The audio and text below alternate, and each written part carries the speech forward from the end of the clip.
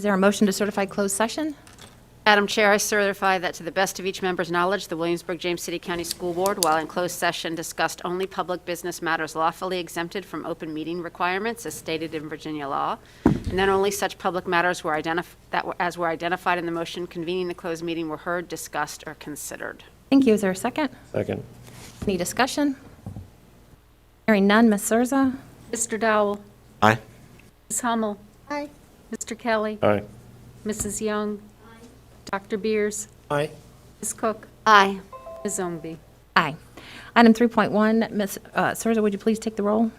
Dr. Beers. Here. Ms. Cook. Here. Mr. Dowell. Here. Ms. Hummel. Here. Mr. Kelly. Here. Ms. Young. Ms. Zomby. Here. Item 3.2, is there a motion to approve the agenda as presented? Madam Chair, I move approval of the agenda as presented. Second. Second. Any discussion? Hearing none. Ms. Surza? Mrs. Young. Aye. Dr. Beers. Aye. Ms. Cook. Aye. Mr. Dowell. Aye. Hummel. Aye. Mr. Kelly. Aye. Ms. Zomby. Aye. Item 4.1, announcements and superintendent's report. Thank you, Madam Chair. The winter holidays are right around the corner, and it's a time of giving and much joy. Our supportive community is going above and beyond to make sure all of our students will have reason to celebrate this holiday season. For example, the members of Kappa Alpha Theta at William and Mary donated school supplies to Matthew Whaley Elementary School to support learning during the pandemic. Their kindness helps ensure our students have the tools they need to be successful. Thanks also go out this evening to Kathleen Christensen, a member of our community, who provided books to the Bright Beginnings program. As a result of her generosity, we were able to send one book home with every Bright Beginnings student and give additional books to classrooms, clinics, and therapy spaces. Ms. Christensen's support and commitment to student success are truly appreciated. And take a look at this photograph from Matoka Elementary School. There are 9 tables filled with gifts and a few bicycles, all donated by community members. Matoka Elementary School Principal Andy Jacobs said, "It warms my heart to see the generosity of our Matoka community. This really is the most wonderful time of the year." Mr. Jacobs, I couldn't agree more. Finally, I want to express my gratitude to the school counsellors at James Blair Middle School. This amazing team made a generous donation of clothing, school supplies, and books to the JBMS students and their families. Their support and the support of the entire community are greatly appreciated throughout the year, but especially at the holidays. Madam Chair, that completes my report for this evening. Thank you, Dr. Herron. Are any of my colleagues, do you have an update tonight? Okay. We're moving on to citizens' comments. There's an opportunity for folks to call in and share their thoughts, and I will. WJCC teacher, and I support Dr. Herron's decision for the majority of students to return to remote learning through January 11th. This was the right decision to keep our instruction consistent and our community safe. I only ask that student members or staff members who are able are also given the opportunity to work remotely. Thank you. I'm a Williamsburg-James City County teacher, and I support Dr. Herron's decision for the majority of the students to return to remote learning through January 11th. This was the right decision to keep our instruction consistent and our community safe, particularly our teachers who are on the front line. We only ask that staff members who are able are also given the opportunity to work remotely. Please do not put them at jeopardy nor their families. Thank you. My name is Beth Mazingo, and I'm a teacher at Berkeley Middle School. I am a WJCC teacher, and I support Dr. Herron's decision for the majority of students to return to remote learning through January 11th. This was the right decision to keep our instruction consistent and our community safe. We only ask that staff members who are able are also given the opportunity to work remotely. Thank you. Stacy Long. I am a WJCC staff member, and I fully support Dr. Herron's decision for the majority of students to return to remote learning through January 11th and beyond if necessary. This was the right decision to keep our instruction consistent and our community and employees safe. We only ask that any staff member who are able are also given the opportunity and flexibility to work remotely. Hello, my name is Olin Palm, and I am a WJCC teacher and the president for WJCEA. I support Dr. Herron's decision for the majority of students to return to remote learning through January 11th. This was the right decision to keep our instruction consistent and our community safe.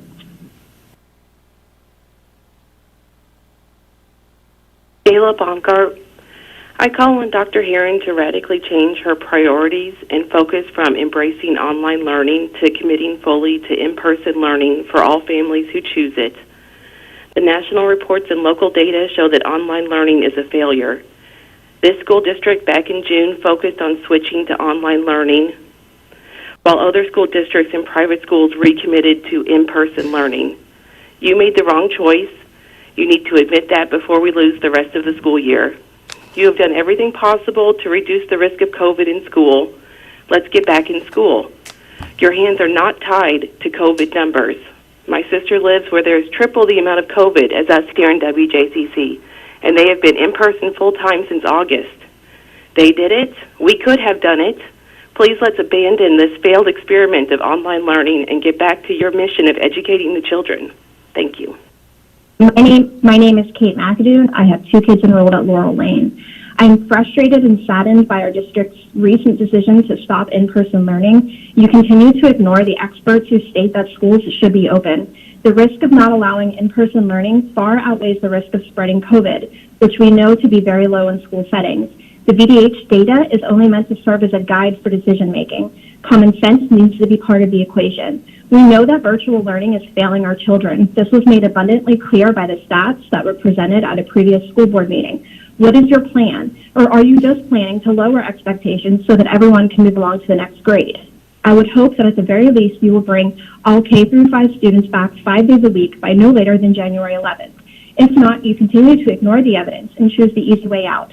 There's still time to salvage the school year, do the right thing, and get our kids back to school immediately. Hi, my name is Miranda Katsibis. I am a teacher here at WJCC Public Schools, and I just wanted you all to know that I support Dr. Herron's decision for the students to stay home through January 11th. I do think that it is a good decision to keep us safe, but I do think it's very important to treat staff members with professional responsibilities, that we could stay home and do our work safely so that we are not exposed to the virus or anyone that could come in contact with us. So please keep that in mind, that we would like to be given that opportunity to work remotely. Thank you. Good afternoon. This is Michael Willen. It's really about comment regarding the school closures and how I certainly appreciate the fact that the school board and the school administration are following the health department's daily metrics. It's certainly important to us to know that our students and our staff are safe and healthy. We understand that we don't want people coming back to school that are sick and teachers having to go in and out, because that certainly interrupts our students' programs. And I just want to make sure I say thank you to the district for being so understanding of all the needs and the students' health and safety and the health and safety of our staff. Thank you very much. Bye. Hello, I'm a WJCC teacher, and I support Dr. Herron's decision for the majority of students to return to remote learning through January 11th based on the rising cases. This was definitely the right decision to keep our instruction consistent and our community safe. However, I feel that given that the number of cases in staff members is also increasing and at a much higher level than it is with students, that staff members should also be given the opportunity to work remotely so that we're not coming in contact with other people. You know, the holidays are coming up. we don't want anybody to be sick or in the hospital over the holidays. So if it's important for students to be at home, it's also important for teachers to be at home. Thank you. I am a WJCC staff member, Shannon Galaxy, and a parent in WJCC schools. I support Dr. Heron's decision for the majority of students to return to remote learning through January 11th. This was the right decision to keep our instruction consistent and our community safe. I only ask that staff members who are able are also given the opportunity to work remotely so they may also be safe as well. Thank you for listening to our comments and have a lovely afternoon.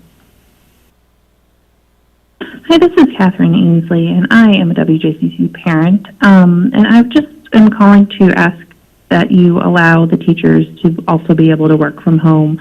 I'm really appreciative that you guys have moved the students at home through at least January 11th, but I really feel like this is something that should be extended to the teachers as well. Thank you for your time. Hi, this is Rhonda Peterson, and I am a WJCC teacher, and I support Dr. Heron's decision for the majority of students to return to remote learning through January 11th. This was the right decision to keep our instruction consistent and our community safe. We only ask the staff members who are able are also given the opportunity to work remotely. Have a great day. My name is Amy Lugaro. My son attends Bright Beginnings at Norge. He has an IEP and should be receiving occupational therapy and speech therapy through the public school system, as well as instruction in a mixed special education classroom. This program is intended, as you know, to serve as an early intervention to help children like my son be successful when he starts kindergarten. Because of his ADHD, speech, sensory, and auditory issues, Zoom is not something that he is comfortable with. He has not gotten on a Zoom meeting since the beginning of the school year. I ask that you please reconsider asking your special education and Bright Beginning students to stay home, as they are suffering more and more every day, and it is crucial for them to receive in-person therapy and education services and not through an online format. I saw nothing but positive results in the few weeks that he...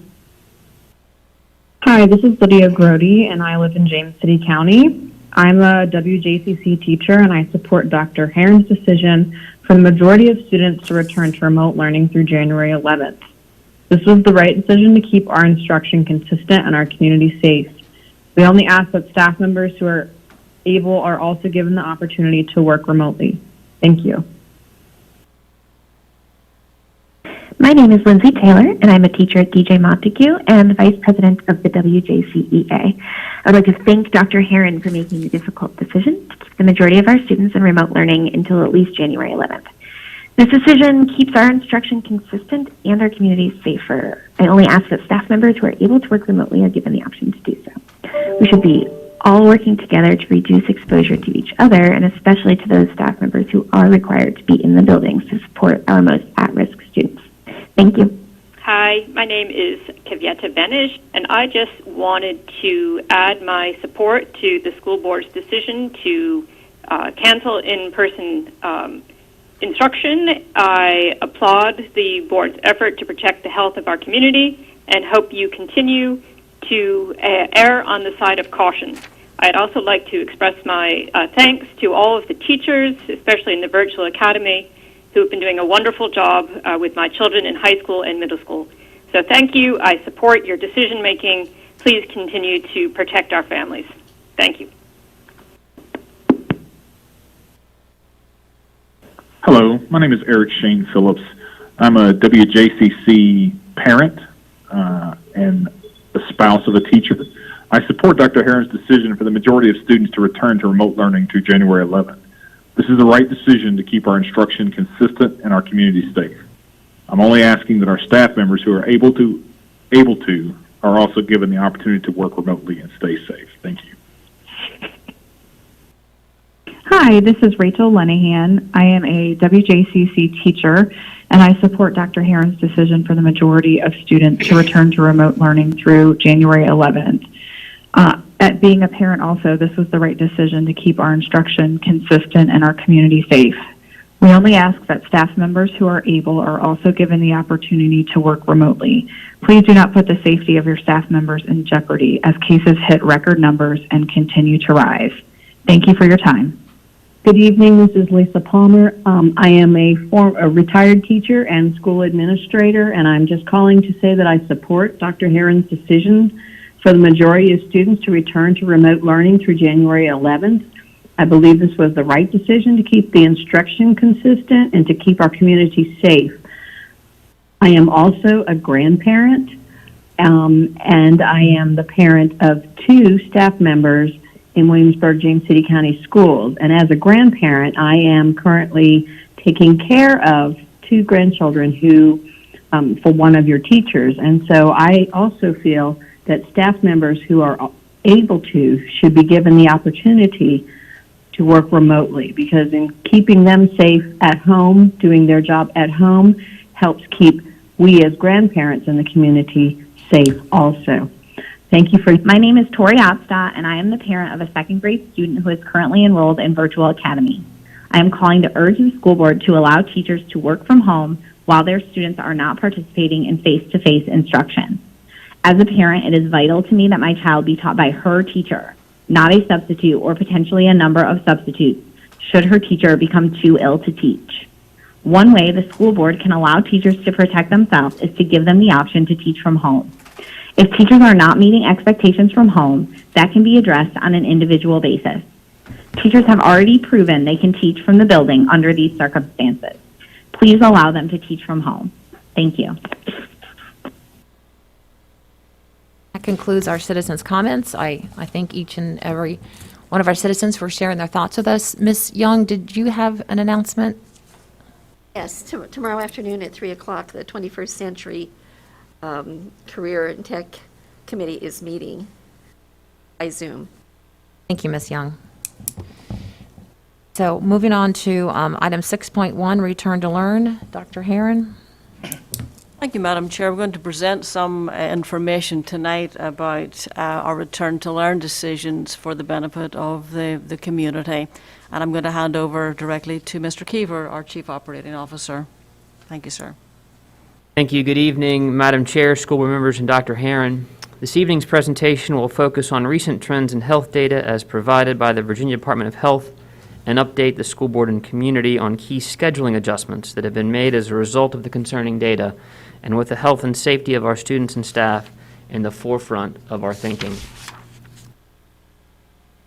Here is the latest dashboard from WJCC. It's our COVID-19 dashboard accessible from our main webpage. This is a dashboard that we have shared with you a number of times over the course of the last several months. A couple of items that I did want to point out on the dashboard this evening. When we last updated the board, that was the 17th of November. There were, at that time, 18 total cases provided on our dashboard, 17 staff members, and 1 student. As of earlier today, we are now at 30 total cases, 25 staff, and 5 students. Though we returned from the Thanksgiving holiday remotely last week and remain remote for a vast majority of our students this week, the number of positive cases grew from 20 on December 1st to 30 as of today, December the 8th. Again, on the right-hand side of the dashboard, we list for the community the CDC transmission in schools matrix. Here's the specific data as of today for James City County and Williamsburg City. 184.4 for James City County with a 5.7% positivity rate, and 167.8 with a 0 positivity rate for Williamsburg. Just as a reminder, the orange band in this particular graphic would suggest that it's from the number 50 to 200. So the orange band goes from the number 50 to number 200. We thought it would be important to share with the board and the community a look day by day over the course of the last 10 days or 14 days for Williamsburg, James City County in terms of the health metrics. This takes you back to Tuesday, the 24th of November, and lays out the data indicating whether it's the higher level or highest level. You will note that over the weekend of the Thanksgiving break, we went into the red both in James City County and in Williamsburg. Additionally, at the beginning of that week that we began remotely, the numbers remained particularly high. And in this setting, we've had the discussion about how do you look at Williamsburg and James City County in terms of a student balance. And we have typically applied a 90-10 ratio to that. And if you were to do the math and multiplied the James City County number by 0.9 and the Williamsburg City number by 0.1 and add those together, you will find that over the course of several days last week, we were in the red in a combined metric. Now, that's not the way it's reported by the Virginia Department of Health, but I did want our group to know that we are looking at this data on a daily basis and considering the ramifications.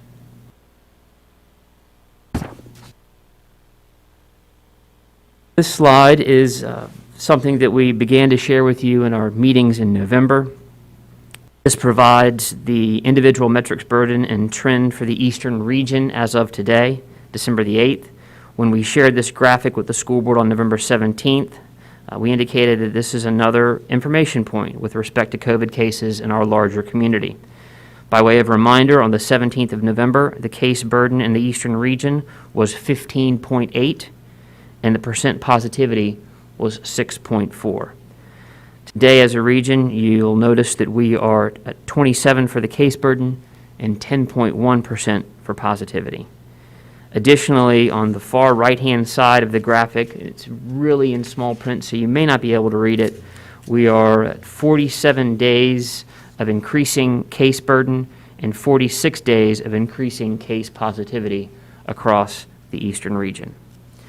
We did also want to let you know that based on a December 2nd communication from the Peninsula Health Department, this is a weekly communication that superintendents receive. The calculated case burden mean for the 6 localities of the peninsula placed us in the highest risk, with a transmission level of 253.7 cases per 100,000 and a mean case positivity rate at 5.9%. Those two items are measured on the CDC metric scale that we have referenced previously. You'll recall when we were together in November, we began showing and demonstrating the case incident map, or the heat map as it's referred to on the VDH site. This was the heat map as of 11/17 for 14-day case incidents. We have circled for you James City County and Williamsburg to ensure that you were able to properly identify where that sits. Switching to the case map for today, you'll notice quite a bit of red over the course of the entire Commonwealth, but you'll also notice that James City County sits in the orange, but when we sit in the orange, I think it's important to note that it is in the upper 180s. Here is a 7-day case count from the 17th of November.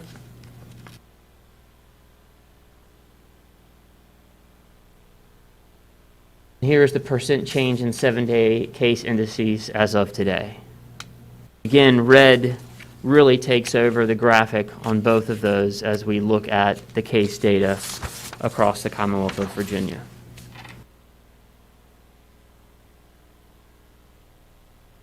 In all likelihood, the continuing rise in cases led the director of the Peninsula Health District to share a specific letter with superintendents today that detailed some of her thoughts and concerns around the metrics in our area. I want to read a couple of those items from the letter in this portion and then share some specific items from the letter in a separate portion. It starts off, "Dear Dr. Herron," of course, but it indicates, "Please note that our districts," and she's referring to all the districts in the peninsula, "are experiencing a surge in cases. Each locality has seen this increase in positive cases since the Thanksgiving holiday and anticipate that this will continue." At the bottom of the letter, she goes on to talk about, "Lastly, as we move into the winter holiday season, once again families will gather for unintended potential exposures. Therefore, the following recommendations are provided. Following the holiday break, we suggest virtual education for at least 2 weeks to decrease the exposure risk. We recommend avoiding contact sport activities, and we urge all staff and families to get vaccinated for influenza. She goes on to note that plans for COVID-19 vaccination are ongoing. Again, I'll refer back to the letter from Dr. Dormina a little bit later as we explore some schedule adjustments. It is because of the rising cases that we felt compelled and felt it absolutely necessary to make some very specific scheduling adjustments for Williamsburg-James City County Schools. In a pandemic, our priority remains keeping everyone safe and healthy. Having consistent learning modalities with our students, with our families, and creating that student and family portal, it creates less disruptions, whether we're learning online, in a hybrid format, or on-site. I think the consistency is important because it provides some structure, not only for the students, but also for the families in terms of what their expectations are in supporting the learning. The blended hybrid model is very different from the total virtual in that the teachers have to prepare in-person learning for 2 days a week and then remote learning for 3 days a week. So even that can be disruptive to the students because their small group sessions are different from what they are in the classroom when they're in the classroom. The expectations for the independent work are difficult in the hybrid and blended learning because the independent work does not directly follow the instruction that they have in the classroom. So I think it's just like with adults. We like the predictability, and I feel like we were in a very good place with the solid week of virtual learning. The children and the families had adjusted to the routines and the expectations, and I think it was important that we maintained that. I feel like Dr. Heron wants to hear from us with what are the things that need to be considered. I feel like when she comes and she talks to us, she's looking for those blind spots. What haven't I looked at? What haven't I considered? What haven't I seen that you all can think of or that you all know that we either A, need to push forward and move in this direction or, take another route?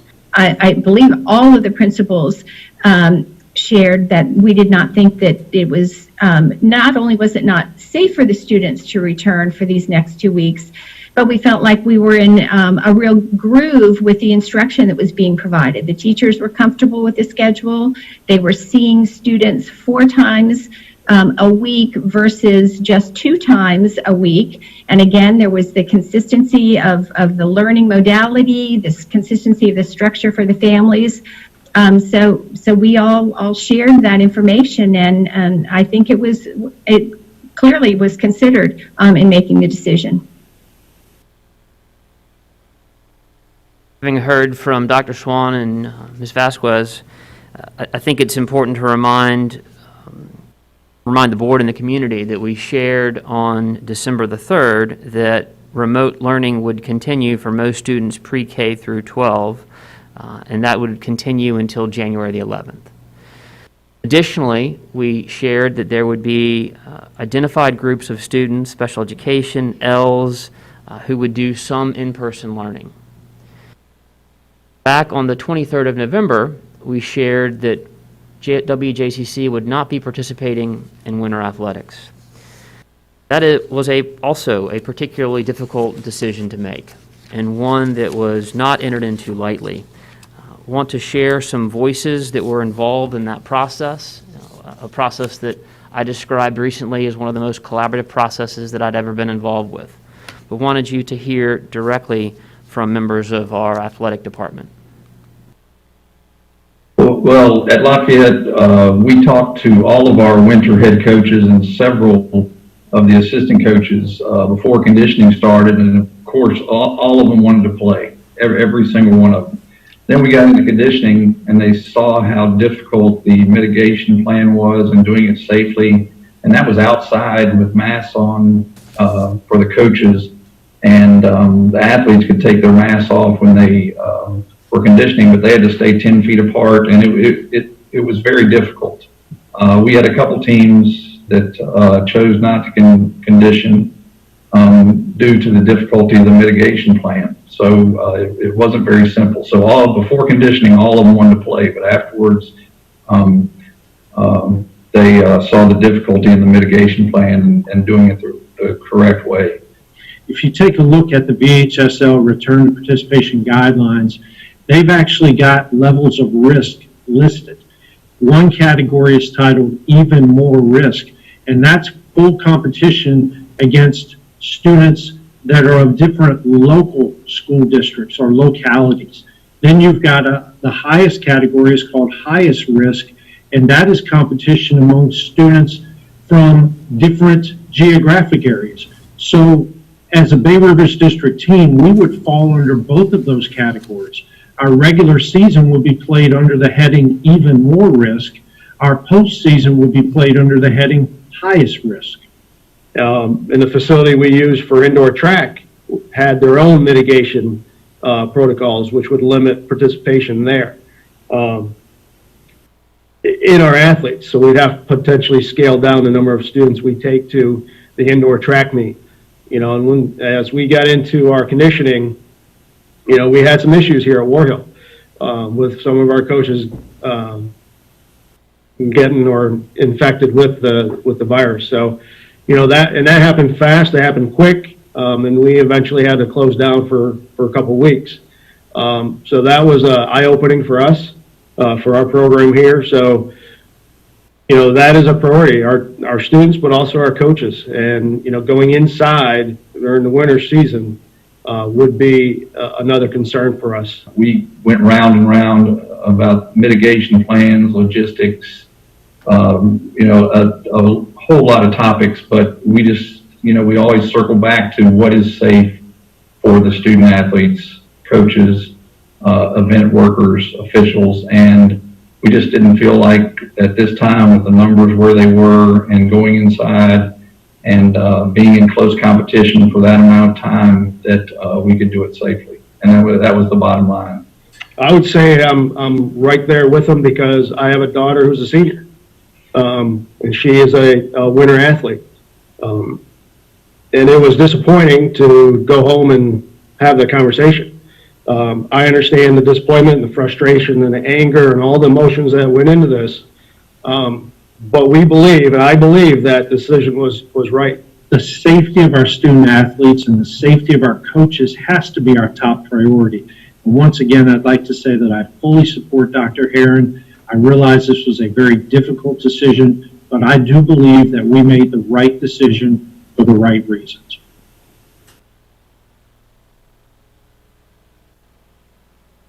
Building off of the comments from the athletic directors, I thought it was important to share with the board and the community the number of school divisions across the Commonwealth who have made a determination at this juncture to not participate in the winter sports season.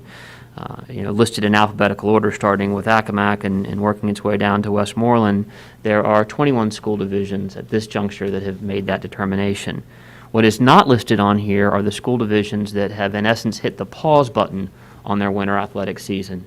And as of yesterday, you may have noted that Virginia Beach, Norfolk, and Portsmouth have hit the pause button on winter athletics, and will revisit that based on metrics over the next couple weeks.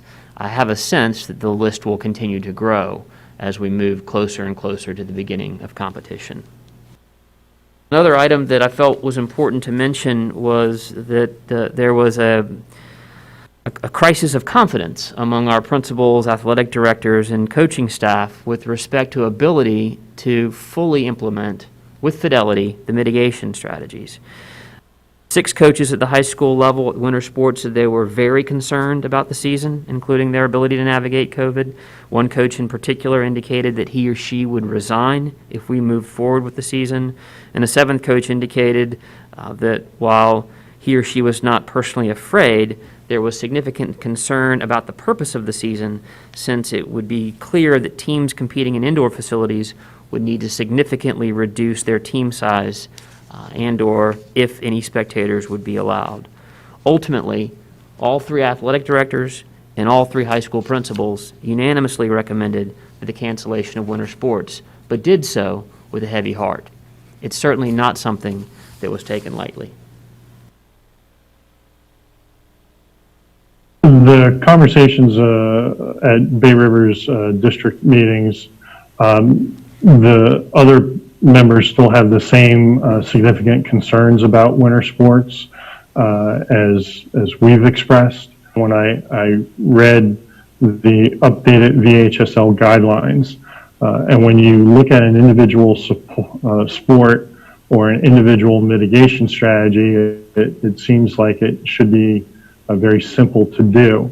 But then when you scale that up across a winter sports season, across multiple teams within a sport, across multiple facilities, trying to implement the guidelines with fidelity for every athletic competition that we would be scheduling really became one of the concerns for me.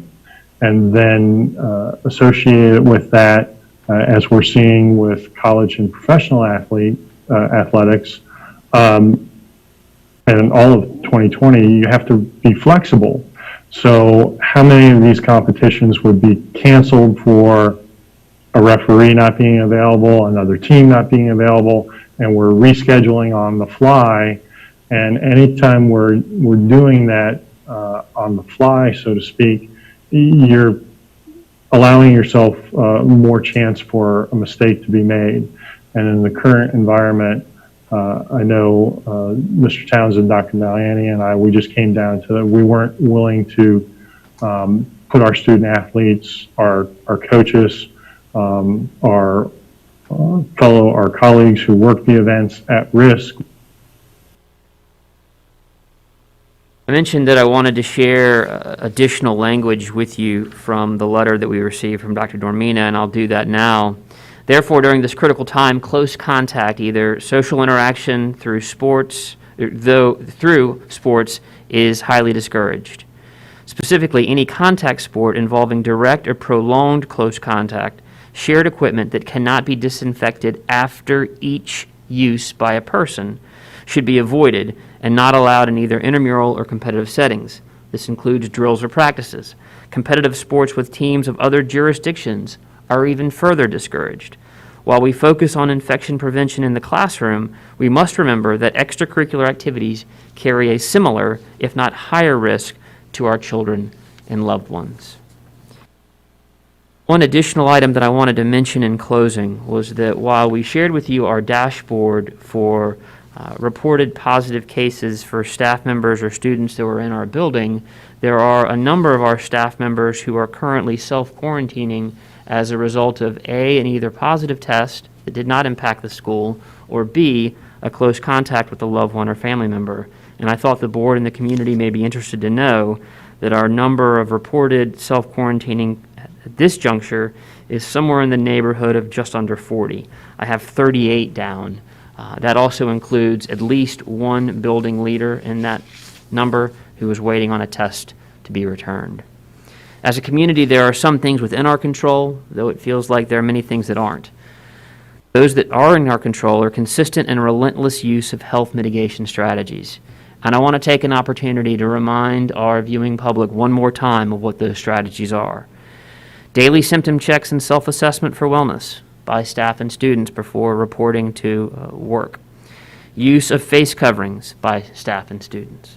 Social distancing to the greatest extent possible, and enhanced hygiene practices that include frequent hand washing. Madam Chair, that concludes our presentation for this evening, and we'll be happy to answer any questions. Thank you, Mr. Keever. Do we have questions? Staff, Ms. Hummel? I just wanted to say thank you so much for this presentation, because I think many of us like to hear from the coaches, the athletic directors, the principals directly, and hearing in their words that this isn't some decision that's made on high and forced down on people. It really is a decision that was well thought out, and like you said, with a heavy heart, but with the best consideration for the health of our students and our coaches. So for me, hearing directly from the athletic directors and the principals, tonight's presentation was really, really impactful. And also, thanks for putting the little circle on the map for me. Yes, ma'am. Well, Dr. Beers? Yeah, I echo that. It's a very comprehensive presentation of how the decision was made, who was involved, outcome, and I hope that enough of the public heard that, and I hope, actually, I think it would be good to put that up on our site, because it really does point out the really serious about the health of our students, and how things could impact not the students, but also. So I commend you very much for that. Thank you, Dr. Beers. Additional questions or comments for Mr. Keever? Al? Thank you, Madam Chair. So when I saw the numbers, 25 positive staff members and then 5 students, the 25 was easy for me to kind of buy into. The 5, I'm curious, how are we, what kind of precipitates a student or a parent saying, my student is case positive, and we get that number? How do we get that? Well, we get that directly from the parent reporting that back to the school, or if the health department were to reach out to us and give us that information. I believe of the 5 that we've received it directly from the parent to the school. I guess what I'm getting at, is it possible that there are more than 5? Entirely. And so as an example, part of the reason that I shared the number that we have in self-quarantine is because that hasn't directly impacted a school. That staff member wasn't in a building, but it impacts our ability to navigate operationally. Thank you.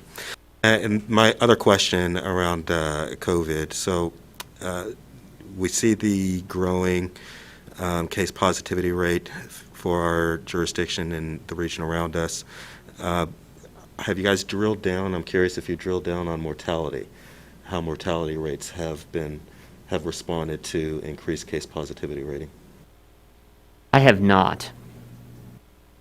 I mean, I think the only information we have is by going to the VDH information on the website about our locality. I think as the cases rise and more people are hospitalized, obviously there will be an increase in mortality. And that's something we're very conscious of and don't want to be part of instigating or making that happen within our school system. Yeah, I was just curious about it because I know that testing supposedly is far more accessible now than it was back in March, April, May. And so that would explain perhaps why case positivity is so much higher now, and perhaps why mortality is not keeping pace with what perhaps we saw back in March, April. That was. We can but hope and pray that it does not increase in our area. And I think when you look at the where we are as a region, people are working very hard in this community to do the right thing, and we commend them for it, and we want to be part of that. Thank you. Thank you for the report and for all this great information. I appreciate it. Thank you, Madam Chair. Mr. Dow. Ms. Cook? Thank you, Madam Chair. Yeah, I'd like to echo everyone's comments, and I thought the presentation was excellent and really comprehensive. I'm delighted to see the leader of the health department taking a more active role in terms of guidance to school divisions. I think that's been long overdue, so I'm excited for that, and I think that we're going to start to see those self-quarantining numbers continue to rise, because if you look at the symptom checker, you could have another kind of illness and still need to quarantine and just to make sure that you don't have COVID. So thank you. I support everything that you're doing. I really appreciate, I understand that we all want kids in school and that we know that being out of school is not good for their academic learning and advancement. In addition, it's damaging to their social and emotional well-being. But I appreciate your keeping your eye on the prize and, in the long run and making sure that WJCC comes out on the other side of this intact and even stronger than before and ready to do everything it can to make sure that we make up those gaps that we're seeing based on the last presentation. So I just, encourage everybody to do the right thing over the holidays so that we can get back on track in January. And, just please do something to thank teachers and administrators over the holidays. Even if you think this is the wrong decision, they all need to know that you care about them, because it's important. They're working really right now. Well, thank you. Ms. Cook? Ms. Young? Yes, I just have a question.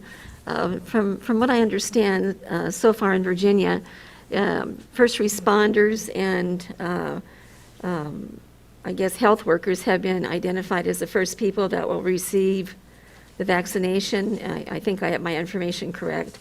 Do we know where our teachers will fall in that? Have you received any information from Governor Northam or his staff about when that vaccine will be available to teachers?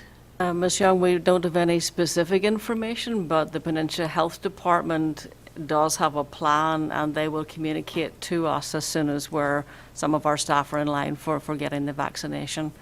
So as soon as we're aware of any information, we'll certainly inform the board as well. Okay, thank you.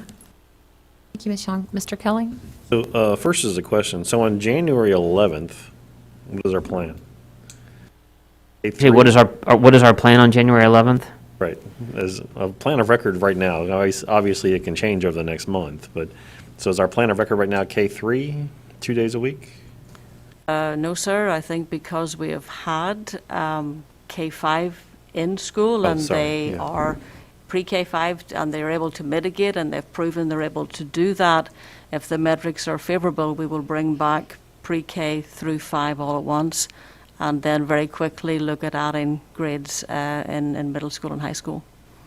So I think the plan that we had out there before is we were going to like 9 and 12 and start moving in that direction. That's correct. I think we're looking at 6th grade and 12th grade, and 6th grade will be first off the block, and we may even, if the metrics are favorable, consider bringing them back at the same time as pre-K5. I also want to thank for the presentation and all the great information and I want kids in school. I want kids on the athletic field. I mean, I want to do all these things, and I want to be safe about it. And, we've all heard that, other schools are doing it. Other Bay Rivers districts around schools are doing it around us. We've heard that, people aren't dying at the same rate that they were. So it's not that quote unquote big of a deal. And we can look back on these decisions 3 to 5 years down the road and say, well, maybe we were too conservative, or maybe we should have done something different. But here we are in the middle of all this, and we've got 1,700 staff members, we've got 11,000 kids, we've got all of their families, and I hope the public can understand the gravity that this decision was made, the amount of thought that has gone into it, and whether you agree with it or not, whether you think that we should be in school or not, I hope people can understand the thought that was put into doing this, and can understand and can exhibit some civility and respect and understanding of the gravity of the decision that is put on Dr. Herron and her staff to make this decision. You look at pro and college sports, and they are testing much more than we are, and they're struggling for their seasons. We're not going to test our high school kids and middle school kids at that level. So there's another piece of information that we wouldn't have. So.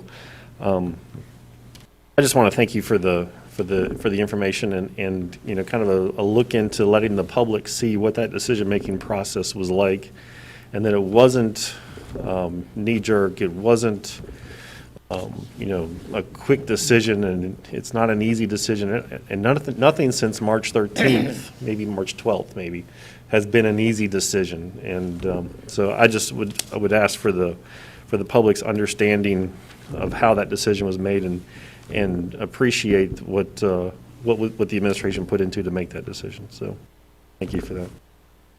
Thank you, Mr. Kelly. Additional comments or thoughts from Mr. Kiever? I do have one question and then a comment. Mr. Kiever, you may not be able to answer this, but I know many board members and probably also the public are under the impression that all or a lot of our students with special needs or disabilities are currently in the buildings. But as we heard a parent whose child has an identified disability speak tonight, there are a lot of students with IEPs and disabilities who are not in the buildings. So what is the percentage of students with identified disabilities that are currently being served in our buildings face-to-face? Probably have to ask Ms. Bourgeois to come in and answer that question because it's very specific area, but we do have all of our self-contained students are currently in classrooms in every school at this moment in time. So the number is reported on our dashboard at 279. So that would give you the sense of those students. 1%. It's like 1% of our population of students with disability. Well, it's really minutia, but I just wanted to make it clear that not all students with disabilities are in our buildings receiving face-to-face. It is a small group of students that are receiving that. And then just a comment, just to echo what all my colleagues said, I do appreciate the thoroughness, and I think it was very impactful to hear from our building leaders and from teachers and athletic directors, and I was able to have access to communication that went to Dr. Heron from another building leader, and I did want to read it because I think this paints a really good picture for the community to understand that at the end of the day, this is a staffing issue in many ways, but this building principal went on to say, thank you for listening to our opinions and including principals in the decision-making. It was clear in the meeting that maybe you were leaning one way, but then clearly made a decision using information that was communicated from building principals, and they are grateful. This principal went on to say that we want all of our students back in the building. The weeks that we had them back in there were actually the best of my career. Everyone was so happy to be back, smiles all around, not one disciplinary infraction, not one, not even on the bus. However, the logistics of it are a nightmare.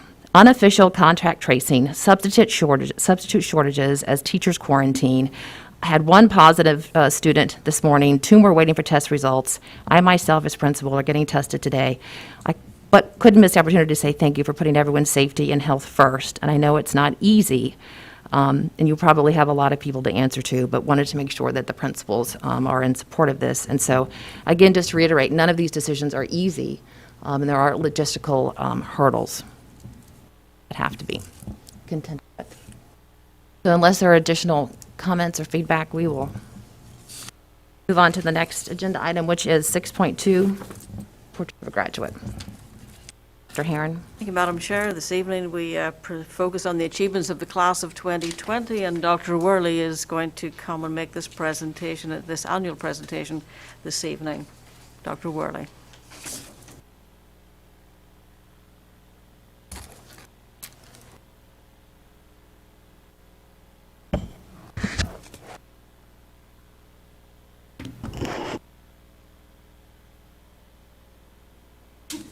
Good evening, Madam Chair, members of the board, and Dr. Heron.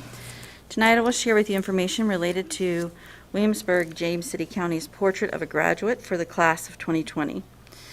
Before we dive in, I'd like to thank our Accountability Department as well as our Office of Communications for their collaboration on this presentation. As a part of this overview, we will look at this graduating class's SAT and ACT results, along with graduation rates and advanced placement information.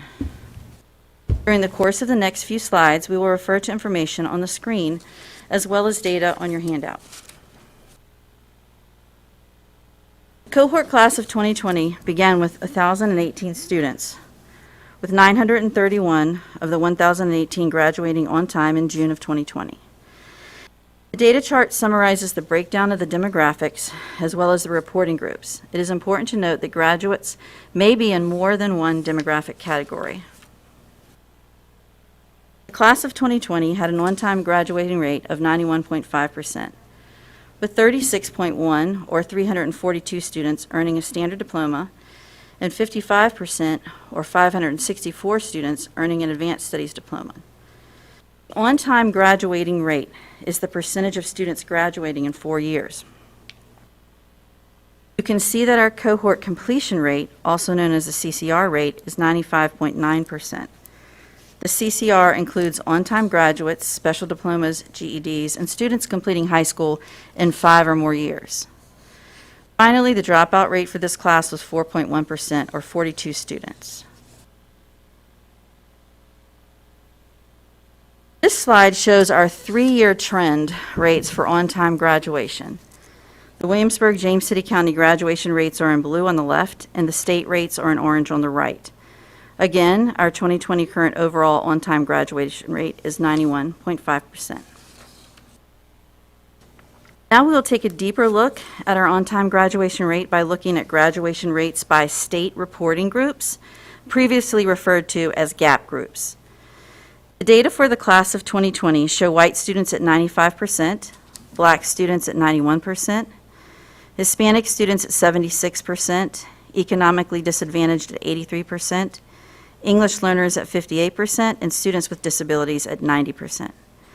The gray box indicates the actual number of students in each reporting group for the class of 2020. It is important to note that students can be in more than one reporting group. For example, a student may be counted in the white reporting group and also the economically disadvantaged group at the same time. The next slide shows our comparison with the state. And moving on, this slide shows the 3-year trend data for our reporting groups. As you can see from the last 3 slides, many groups held steady, while we saw some growth with our English language learners and our SPED students, and a slight decline with our Hispanic reporting group. However, our opportunities for growth are connected to support for our English language learners, Hispanic students, and our economically disadvantaged students. Now we will look at the individual high school data. Each high school slide will show a 3-year trend, with the school as the first bar in gray, division in the center, and the state in orange. The Jamestown class of 2020 has an on-time graduation rate of 93%. The Lafayette class of 2020 has an on-time graduation rate of 88.1%. The Warhill class of 2020 has an on-time graduation rate of 92.6%. Now we'll move on from graduation rate and take a look at our SAT scores. The Scholastic Aptitude Test is commonly known as SAT. Williamsburg had 560 students participate in the SAT. There are 2 main subtests, combined reading and writing, and mathematics, which are both scored on a scale of 200 to 800 possible points. The highest composite score for the SAT is 1600. As a benchmark reference, the overall average score is approximately 1,000. This slide shows the overall composite score for Williamsburg at 1,138. Williamsburg students who took the test in 2020 continue to outperform both the state and national average. Williamsburg-James City County scored 22 points higher than the state and 87 points over the average of all students taking this test nationwide. The next 2 slides show the SAT score broken down by content areas. In combined reading and writing, Williamsburg's average score was 580, or 52 points higher than the national average. On the SAT Math, Williamsburg students' average score was 558, also greater than the state and national averages. As a point of reference, you can see 3 years of historical data revealing that Williamsburg continues to outperform the state and the nation. The numbers in smaller font represent the number of test takers in Williamsburg.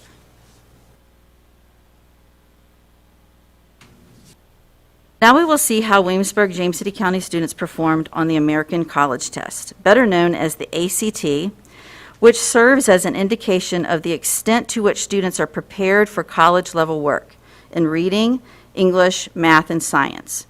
Scores range from 1 to a maximum of 36. The ACT writing is an optional section. The class of 2020 had 207 students participate in the ACT, and the overall reading score was 24.3, which outperforms the nation. The overall English score was 23.4, and Williamsburg was slightly behind the state, but well ahead of the national average. In math, Williamsburg performs well with a composite score of 23.6. And in science, Williamsburg performs well with a composite score of 24, matching the state average. Students earn one overall ACT score, commonly known as the ACT composite, which is an average of the 4 test scores in English, math, reading, and science. The composite scores fall between the range of 1 and 36. The Williamsburg overall ACT composite score is 23.9. Typically, a score of 21 is the average national composite score. The final ACT slide compares our overall composite score with the state and the nation over the last 3 years. Historically, our average is in line with the state and above the nation. Now we'll move on to taking a look at our AP scores. The College Board's Advanced Placement Program, often referred to as AP, offers high school students opportunities to complete college-level courses and potentially earn college credit while still in high school. Advanced Placement curriculum is designed to challenge students with rigorous content and end-of-course exams. Colleges and universities will often consider awarding credit to students who score a 3, 4, or 5 on an AP exam and exempt them from coursework. Across the division, 638 students participated in 1,470 AP tests last school year. Remember that students can take more than one test based on the number of AP courses they are taking. This slide shows the percentage of tests at each school where the scores were a 3, 4, or 5. For example, 1,470 AP tests were taken in Williamsburg, and of those, students earned a 3, 4, or 5 on 69% of the tests, or 1,034 tests. Slide 23 shows the percentage of tests at each school where the scores were a 3, 4, or 5 in 2020 compared to 2019. This year, division-wide, the percentage earning a 3, 4, or 5 increased, as it did at Lafayette and War Hill High Schools. Jamestown saw a slight decline in this area. Although we have much to celebrate with regards to overall success of our graduates, we do have more work to do. In March, our world changed drastically because of COVID-19.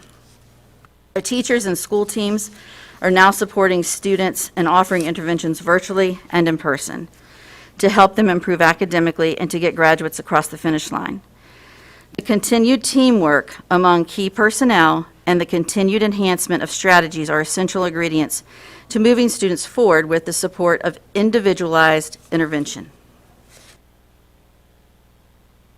We know the impact of COVID-19 and the limits on in-person learning make a challenging situation even more difficult. So you may ask, what are we going to do differently to support our students? Some strategies include, but are not limited to, the expansion and refinement of our graduation teams at each school, increased opportunities for boot camps and credit recovery, ongoing individualized intervention, and support for our English language learners. So what does this look like?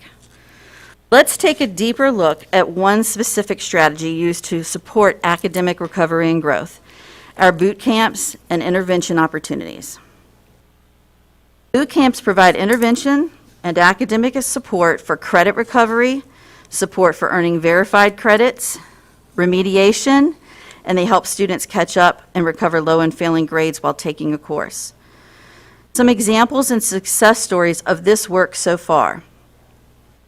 Identified English language learners are receiving in-person learning at school, and this has been going on since September 28th. During the spring of 2020, as a result of the impact of COVID-19, we faced the potential for many students to have incompletes at the end of the 2019-2020 school year. Administrators and teachers immediately began implementing opportunities for students to recover grades mid-course through submitting makeup work, and completing online modules to show mastery of content. A big push for this happened at the end of the third and fourth 9 weeks. At the end of the school year, students with remaining incompletes were encouraged to attend summer school to recover grades. For those unable to attend summer school, we extended additional opportunities for students to work through September 30th. As a result of the endless efforts and grit exhibited by our staff and students, we recovered over 1,000 potential incompletes and Fs across all 3 high schools. In the fall of 2020, all 3 high schools utilized project graduation funds to develop boot camp schedules for students to engage with content led by teachers and administrators to recover verified credits, so students will remain on track for graduation. This work took place in small groups online and in person. Across all 3 schools, students recovered 104 verified credits with this effort. Specific school examples include Jamestown High School identified students failing current classes throughout the fall. The student advancement coach, school improvement specialists, counselors, teachers, and administrators collaborated as a team to get students in small groups online. Staff members continually called those students and families to help motivate those that were not engaged. If students were not successful online, they were invited to come to in-person remediation. At Lafayette High School, there's an ongoing in-person boot camp that supports student academic needs. Teachers and staff use Friday mornings from 9 to 11 and some afternoons from 3 to 6 to provide support remediation for students. Lafayette focused first on a group of 44 seniors needing 1 SOL to graduate. 35 students who attended in-person sessions in September to complete coursework and earn a verified credit did just that. They completed the work and they earned the credit. At War Hill High School, staff identified specific students in grades 9 through 12 needing support in SOL courses. Students are invited to after-school sessions remotely. Each SOL content area offers 7 sessions to receive support in this current cycle. This opportunity is currently running at War Hill. Each school also has a boot camp intervention plan for winter-spring, and identified students are invited to participate in remote and in-person learning. Schools will monitor and adjust intervention as needed throughout the spring. While our initial focus is on seniors and SOL courses required for graduation, we will expand our efforts to recover current DF grades for all students from the 2020-21 school year, similar to the work we did last spring as a result of COVID as well. Another example of success, we had a group of teachers and administrators volunteer their time at Lafayette High School to remediate students for the Work Keys exam, which serves as an alternative assessment for the writing SOL. 24 students attended remote sessions, while 13 attended in-person sessions. 26 students set for the Work Keys test with an 81% pass rate. All 3 schools provided opportunities for students to participate in remediation and take the Work Keys exam, and there will be another time to take the exam for the students who were not successful the first time.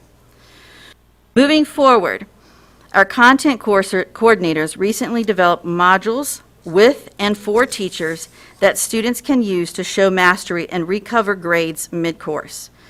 This is used through a variety of resources and posted in Teams. Schools have also identified tiered approaches to providing support for identified students. For example, all 3 high schools have honor societies providing Tier 1 tutoring and support to their peers during lunch or other specified times remotely. Tier 2 and 3 intervention takes place on Fridays or afternoons with staff in remote and in-person settings. Finally, Lafayette is partnering with CNU's School of Education to bring in pre-service teachers remotely and face-to-face as tutors for students. This school also partners with William & Mary to use college students as tutors and extra support for their EL students. And finally, our school-based leadership teams are continually meeting to fine-tune efforts to support all students. This was a challenging year, to say the least. Although our on-time graduation rate is not where we want it to be, our staff is fully committed to surrounding our schools and students with support to get all students on track.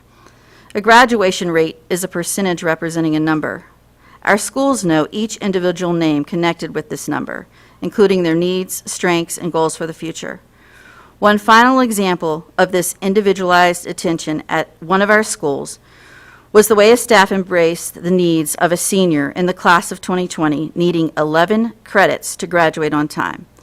This seemed like an impossible task in a normal year, let alone in the middle of a pandemic. However, the student and staff persevered and did not give up hope. The student advancement coach worked with the student to complete courses through our recovery program, Edmentum. In the spring, the student completed additional recovery courses in Edmentum and worked in our WJCC Learning Lab to accelerate through other courses. In June, the student was still short 2 credits. But through our summer school program, the student completed the final 2 courses and graduated on time with the 2020 cohort. The faces you see on this last slide represent the why behind all of our efforts to help every student succeed. The class of 2020 will not soon be forgotten. We will remember the moments of joy and the small celebrations as we cross hurdles along the journey to graduation day. We will never forget the courage, compassion, and love witnessed throughout the school community. Most importantly, we will not forget our students. Thank you for your time this evening, and I'll be glad to answer any questions. Thank you, Dr. Worley. Questions, comments for Dr. Worley?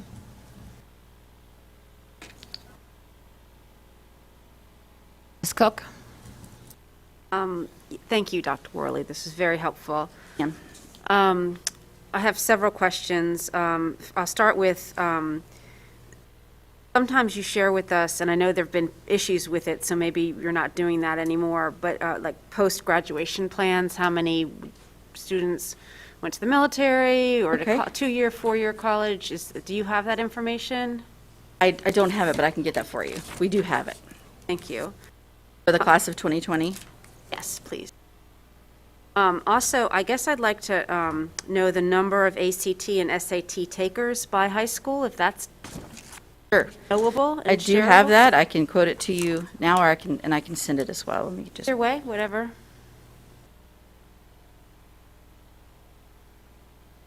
So ACT participation overall was 2007, and let me go back to that slide.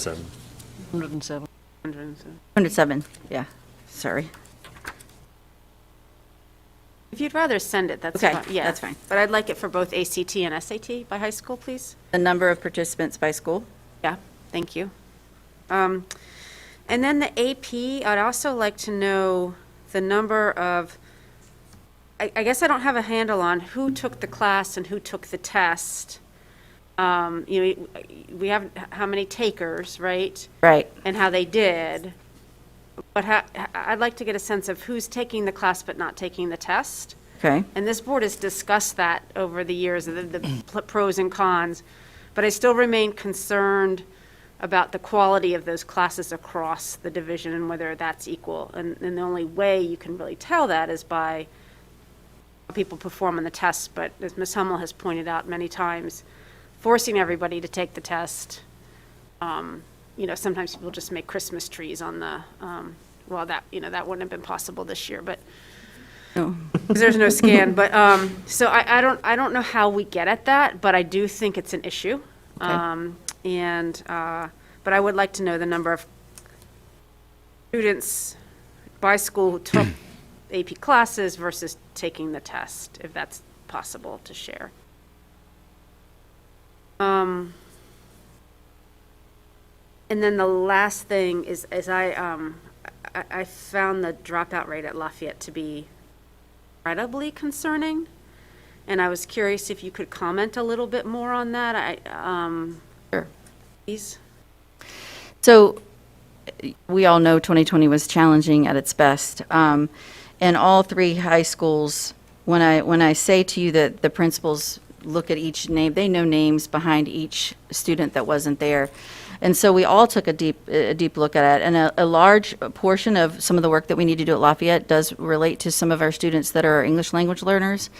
And I think in the middle of a pandemic, there were a lot of other factors going into things for families, jobs, money, all of that. So the school worked effortlessly to recover so many, and there are so many stories that they have in addition to the ones that I shared tonight from all 3 schools of how they were able to work with individual students and get them to that success on the graduation day. Also looking at the numbers, breaking down the 26 from that one particular school, There are a couple slated for, they are eligible to have more than 4 years because of a cohort, because of a group they're in, whether they're an ELL student or not, and so they're scheduled to graduate in 21 or 22. But a large number of them specifically, that was one of the focus areas that we're working on. You said that's 26, is that what you said? Yeah, it was 26 total students. In Yes. that, at Lafayette, who didn't Yes. graduate. So based on the interventions that you shared with us today, do you anticipate the class of 21 having a similar dropout rate? We would hope not. We're doing a lot of things to help every individual one, but, and we're especially working on supporting our EL learners across the division. The majority of them in the high school are at Lafayette. There's a higher percentage there. There are struggles at all 3 high schools with this cohort. So, well, not the cohort, with our students. So we're working really hard to put more support in for those students. I think, if memory serves, you were taking students from the other 2 high schools who were in need of these services and sending them to Lafayette. Is that still happening? They were for the Newcomers Academy, and they only went for like year 1 and sometimes year 2, but then they go back to their home school, high school. So. Yeah, I think, I appreciate your sharing the interventions, but I feel very strongly that something pretty dramatic needs to happen and I hope that we see that happening in this budget or the next budget, but this is extremely concerning. Ms. Cook, this is a major focus for us this year, and yes, there is work to be done, and we've had many discussions about it, and it certainly will remain a focus. We're also looking right now at the budget, the high schools in particular, and looking at the allocation per student, and trying to look at our graduation rates and see what different ways we might approach it so the students have the resources they need in terms of staff and other resources to be successful. So that will be part of our budget discussion coming soon. Thank you, because, I mean, when we chose not to redistrict for very understandable reasons, one of the messages we heard from the community is, please don't move our students, but please do move resources. And I think this is an indication that we really do need to take that quite seriously. Absolutely. Thank you, Ms. Cook. Dr. Beers? Yeah, I have a couple of questions. What I'm really about it as a result of listening, do we, because I don't see any evidence of that here, and I'm curious about it. Sometimes numbers, the difference looks bigger than it actually is.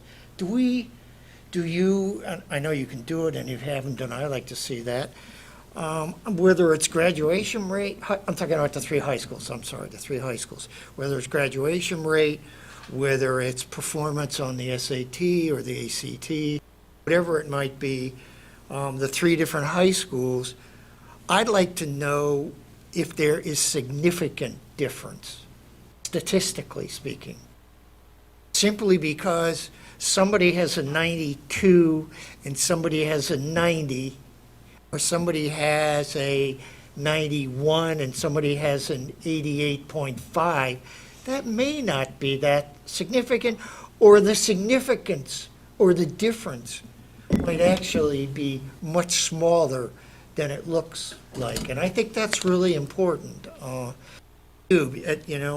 I haven't done any of it myself, but I was just looking at some of the numbers, and it's like, and I know, we're concerned about Lafayette, but I looked at some of the numbers, and it's like, well, wait a minute, maybe they're not, that difference isn't that significant. I'd like to know that.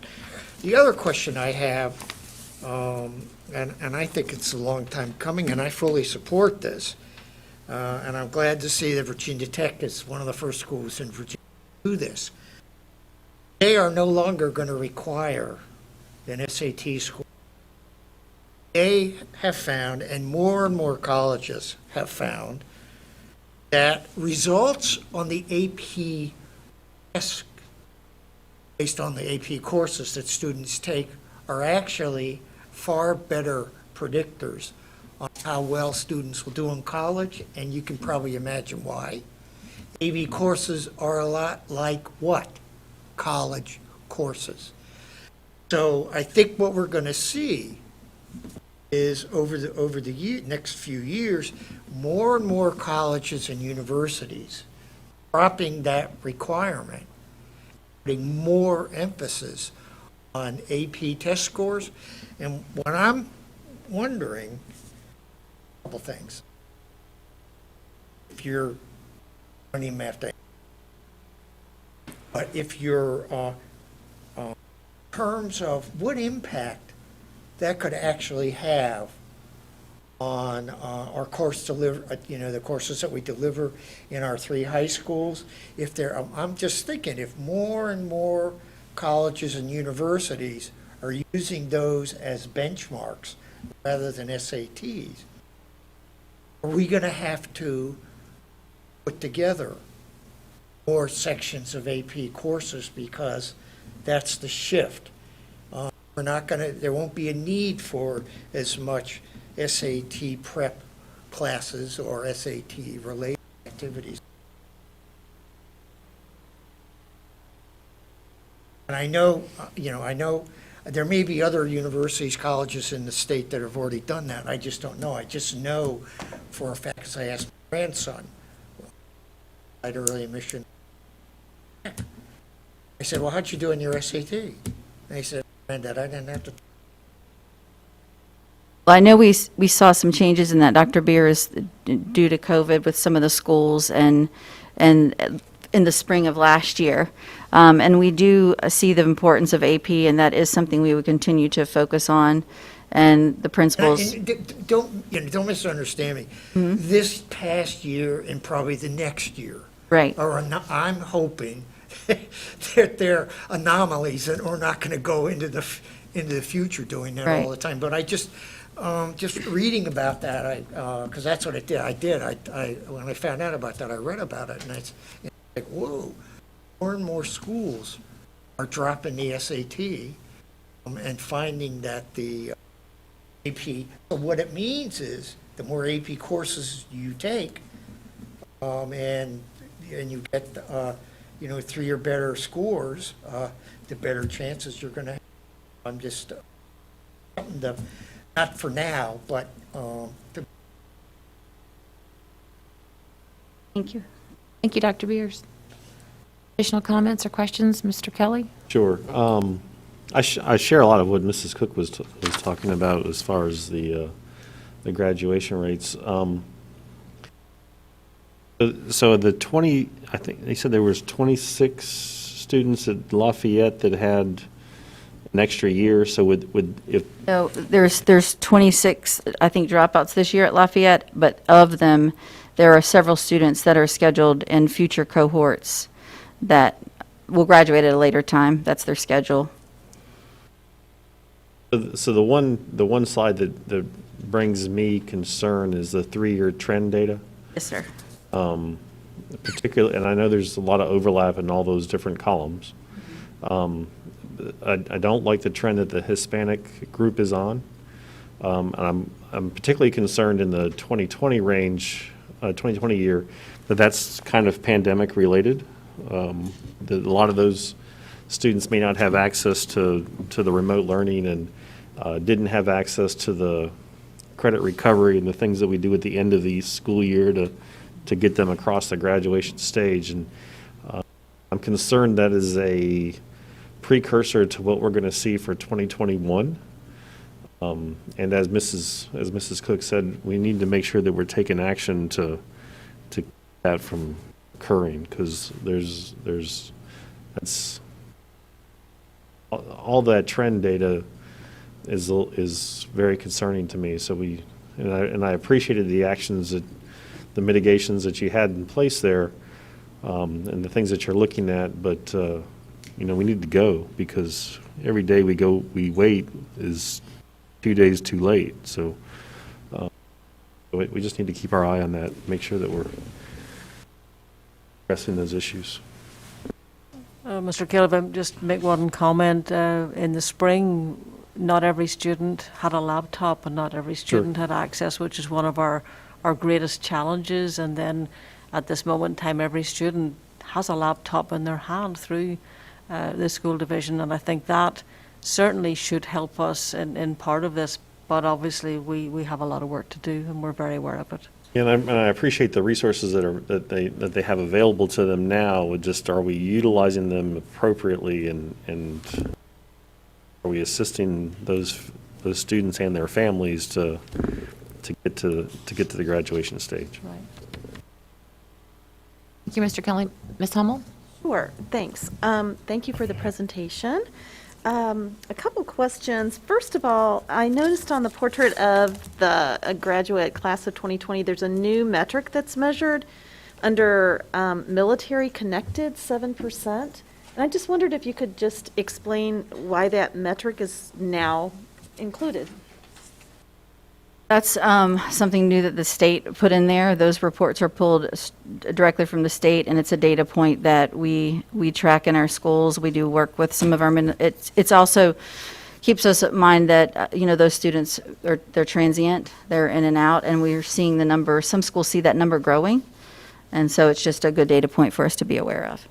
Okay, so you use it as a data point because of the transient nature, but do you also see it as a data point for funds coming into the schools? I don't think there would be large amounts.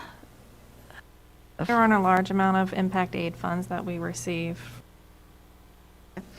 And then, along with the ESL conversation, I had heard anecdotally, and I didn't know whether you could address this or not, but if we have some students that drop off the face of the earth, like we don't know where they went, are they considered a dropout even though they might not even be in this country anymore? They might not be in our area, and they just... Unfortunately, yes. Or maybe they're in another school somewhere, but we don't know. We do our best to track them down, and a part of the issue that we see is if they do leave the country and they don't report back to us that they're in another school, that's a data point that we really try hard to track right away. Okay. So it's So challenging. So when I look at the 26 ESL students, Yes. I'm wondering how many of them are even still in our area. But we don't know that. The schools do have details on some. They know of individual students, and I could get that for you, but they do know, they'll be able to, when you talk to the principals or the assistant principals, they'll say, well, we know this kid, and we know he moved back home, or he's home for a season, and he'll be back.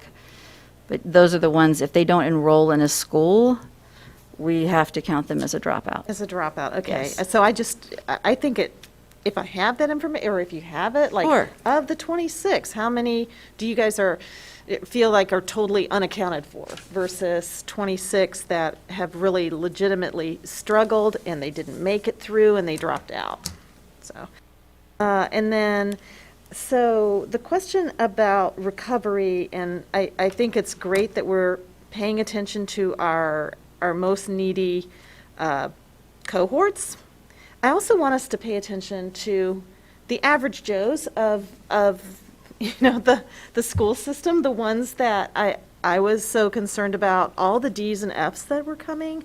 And I'm concerned about those kids as well, because they make up the majority of the kids in our school system, and I don't want to leave them behind either. I want us to be making sure that whatever recovery credits, whatever efforts we have include the larger Absolutely. student body as well. And so I didn't know whether you could address Sure. that. So one of the data points that I shared at the beginning from last year, we talked about in the spring when we faced the same thing. The teachers, in a normal year, they really work with students, especially at the end of a marking period, to try to help them recover and make up work. And we did that effectively in the spring for many, many students. And right now, all of the efforts that we have going on, although we started our first priority groups, started with seniors and then moved down to courses connected with, SOLs that were barrier courses for graduation.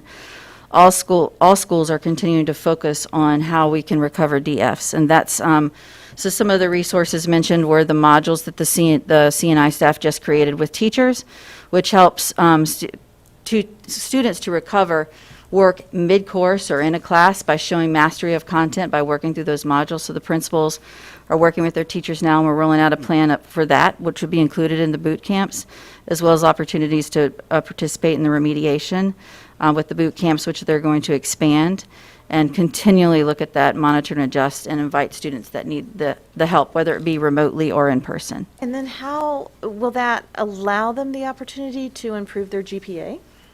Yes, when the grade comes on the report card, that creates the GPA. So if they make up work and they pull up their grades, absolutely. Okay, thanks. I think Ms. Hummel, Ms. Young? So I had a question about, when you were mentioning boot camps, we have boot camps available at all 3 high schools, is that correct? Yes, ma'am. Okay, and then, I mean, these students are determined by how they have passed or failed on an exam, right? And then they're pulled in. Right. So at the beginning, the first set that we did, we focused on seniors, and then we had a specific remediation for students that needed to earn verified credits in reading and writing for the writing SOL. So we started with groups focusing on our seniors, and then we're using our data points and working through.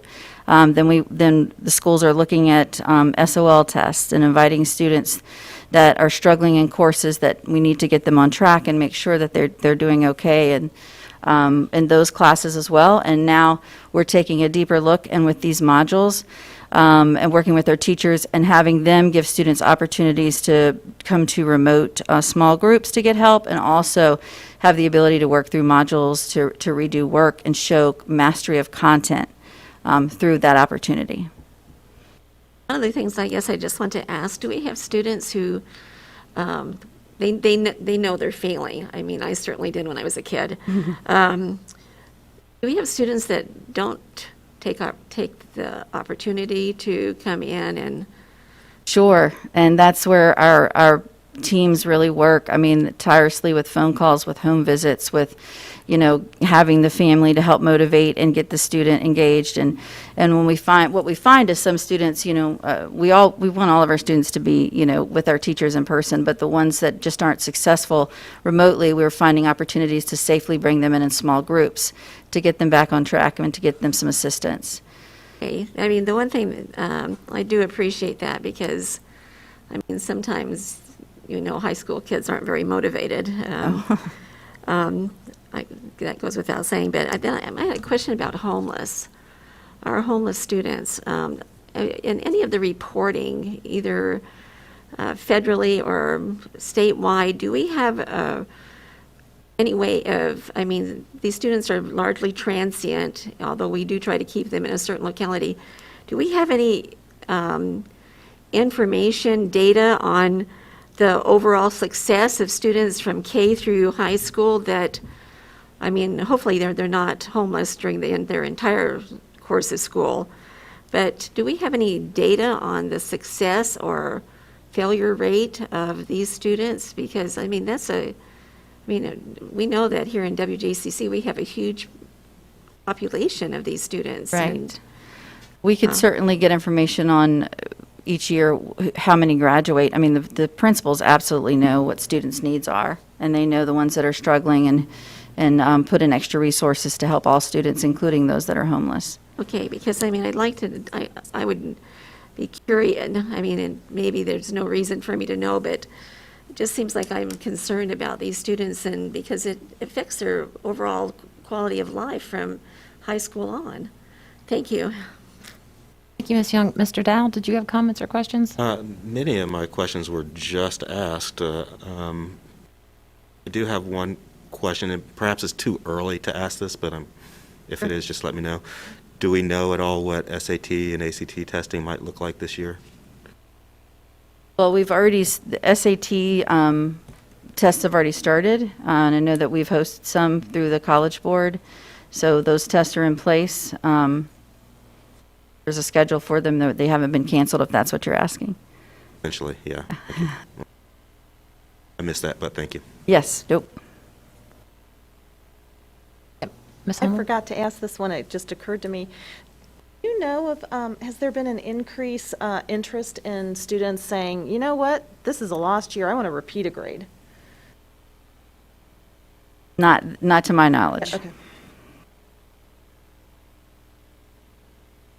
It's just jumping on to Ms. Hummel's comment. So do we know how many students have decided I'm going to graduate early, or students who did graduate early in the spring instead of starting their senior year this fall? I can get that. I don't have that data. And then I just wanted to say I definitely agree with the comments that Ms. Cook made and also Mr. Kelly with regard to Lafayette and the dropout rate. And then getting back to, I guess, Ms. Cook's point with regard to AP tests that are taken. So in looking at the information that's provided on the chart here, it's interesting to me that one school has almost twice as many more. So does that mean that there twice as many AP courses are taken, or is it just because they're just taking more exams? So like to understand that, to have two little circles there would be nice. Okay. Instead of just that one circle that talks about the exams, it'd be nice to know courses that are taken. And then I just think it's curious too, between the three high schools, that there's such a difference between advanced diplomas and the standard diplomas. And was just wondering, is there a conversation about that, or are there thoughts about? Well, we differences? certainly encourage students to challenge themselves, and that's part of the work that we do in collaboration with families and counselors and teachers. And I think we have a habit of pushing kids to shoot beyond their goals. That's something we will continually look into as well. Okay, and then just lastly, on here, the special education percentile is 12%, but I know I quoted in our joint meeting that it had increased, and so I read somewhere that it was around 18%. I don't know where I was looking at, information from Dr. Herron. I think the September 30th count came through at 18%, but we'll certainly see the data again in January now when we do another review of the ADM. It was 15% that was what we were certainly talking about last year. This is just one class, so it could be division-wide 15%, but lower and higher in any given class, right? But I guess just my point from the listening public who heard me say we're at 18.8%, it is increasing. Any additional comments or questions for Dr. Worley? Thank you for that information, Dr. Worley. Thank you. All right, moving on to the audit, item 6.3. Dr. Herron. Thank you, Madam Chair. I'm going to hand straight over to Ms. Ewan, who's going to introduce our speakers and auditor tonight to give a report to the board. And I believe we are doing that remotely this evening. Ms. Ewan. Thank you, Dr. Herron. Good evening, Madam Chair, members of the board, and Dr. Herron. Annually, we are required to have an audit of our financial records performed by an external audit firm. This evening, Ms. Leslie Roberts, partner with Brown Edwards, will join us via Zoom to share with you the results of our audit for the year ended June 30th, 2020.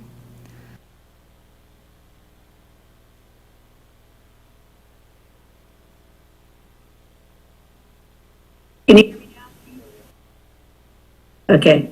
Thank you for letting me join you in this manner. I was planning on being there in person, but I had a health incident, and until I get another COVID test taken, I can't go to a client location or back to my office. But I don't have symptoms for COVID. But anyway, I got sick, so I can't go places for a while. But this year's audit went really well. Renee and Kelsey were ready for us, and they were available throughout the audit, and they were very helpful.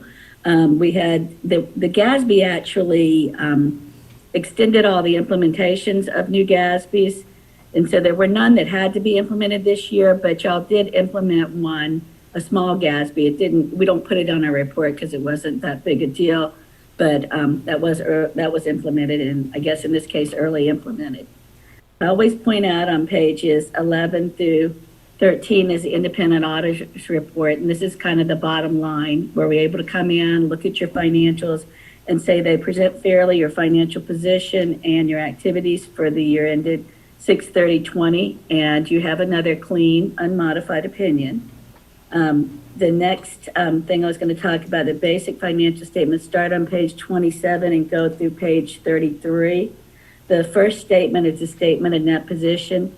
And overall, you have a negative net position of $64 million.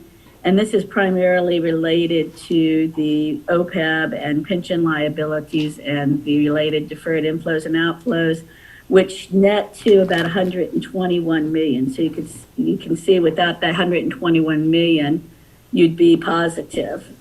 by a lot. But, those are valuations that are performed annually and updated annually. So actuaries control that. There's a lot of estimates that go into that.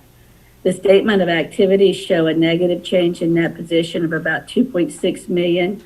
A lot of that is in unearned revenue, and the majority of what's in unearned revenue is some COVID relief funds that I'm sure you guys have talked about that were transferred from the county, and there's probably other funds that you'll be able to utilize in fiscal year 21. The notes to the financial statements go through page 34 through page 109, and basically they tell the user of the financials more about the school board and how they function and the accounting matters, stuff like that. And they do a deeper dive into some of your activity and line items. There's another report that's toward the end of your audited financials. It's a report over internal control over financial reporting and compliance and other matters based on an audit that's performed under government auditing standards. This, again, is another clean report. We did not note any significant deficiencies or material weaknesses. And we have noted no instances of noncompliance. And then there's another report right after that that basically talks about the areas that the APA has us look into as part of our financial statement audit that relate to compliance with the state code.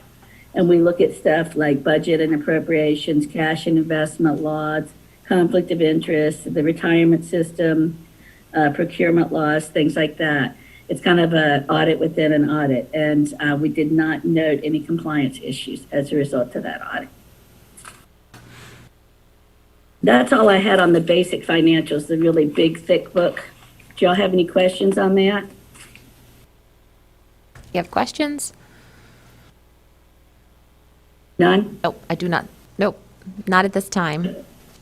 Okay, well, moving on to what we used to call the management letter, it's required correspondence to those in charge of governance, which is you. And a lot of it is boilerplate. There's some information about my contact, the engagement manager's contact, and the engagement in charge's contact on page 1. You're welcome to reach out to us directly should you need to discuss something after this presentation or throughout the year. I will note one thing, your engagement manager was different this year. Danielle Nicolason took over as your engagement manager because Katie Ward, who's been your manager for the last couple of years, was out on maternity leave. But she's back and she'll be resuming that role going forward. Timing worked out just right, but she worked on the planning and things like that, but she wasn't here for final field work. It does talk about the adoption of the new GASB number 84 related to fiduciary activities. Again, that was a pretty minor change. There were no particularly sensitive disclosures.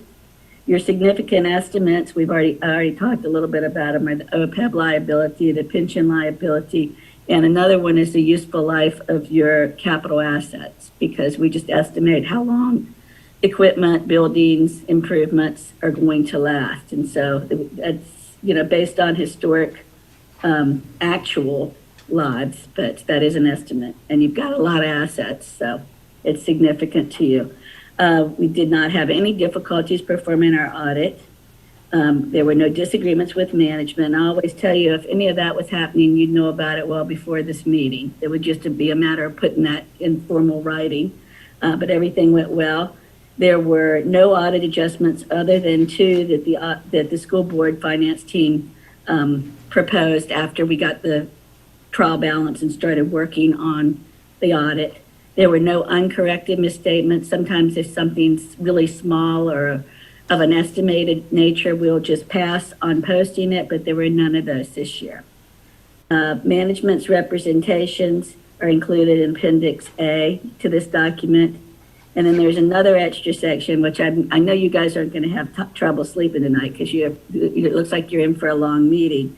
But there's a section on new GASB pronouncements that summarizes them. So if you're having trouble sleeping, you can read them. But there's a lot coming down the road. The GASB's been very busy. We will, of course, collaborate with management, finance management, and assist in whatever capacity that we can when we implement new GASBs. And also I wanted to point out, we do a full day governmental training We usually do it on, in person in January. I think that's scheduled for sometime this winter, but it's going to be off. It's going to be in a, in a remote, but, it's going to be a virtual presentation, but that will still be a full 8 hours of training, mainly focused on the new GASBs, and that'll be offered to your finance team to attend for free. So more to come on that. Also, I guess you guys know that it's been a couple of months, but we finished the school activity fund audit. I think the report is dated 9/11/20. And we actually did the field work back in July and August. And there were no findings or issues overall, just a few little recommendations at the school level that were issued. So nothing big, just the little things that we mentioned that we come up with every year. There's just usually a few like late deposits and things like that, but nothing we considered to be material weakness or significant deficiency. And that's all I've got. You have any questions about the management letter or the school activity fund audits? Have questions, comments? Thank you, Ms. Roberts. It's always a pleasure to see you. Yes, thank you guys. And I, wish you luck on the rest of your agenda. Thank you for having me. Again, thank you for having me in this format. Who tipped you off that it was a long meeting? All right, y'all take care. Thank you again. Thank you very much. Bye-bye.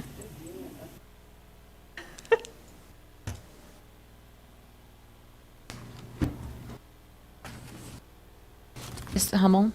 I just wondered for some of the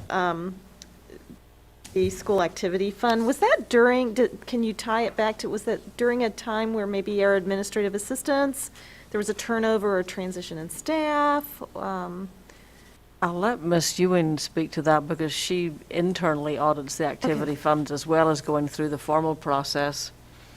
Are you referring to the schools that had the findings this year? Yes, I would attribute that to the turnover in the staff at those schools this year. Okay, that's what I was thinking. I could see that happening during a transition period. Yes, and just adding to that, it was nice to see that there were so few of those. Yes. Thanks for all the hard work. Much improved. Okay, so we're now moving on to the strategic plan update, item 6.4. Dr. Heron? Thank you, Madam Chair. I'm going to hand right over to Mr. Keever again to begin the presentation, who will then introduce Mr. Baker again to you. Mr. Keever, you're starting this evening? Yes, ma'am. We are going to make sure that slide starts to appear.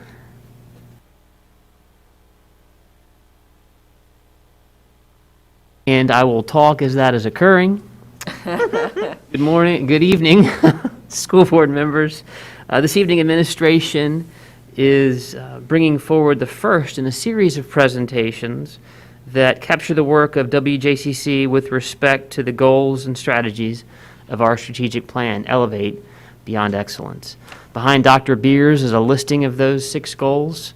In the event that you may need some refresher, we'll start this evening with Goal 5 and 2 specific strategies of Goal 5. Momentarily.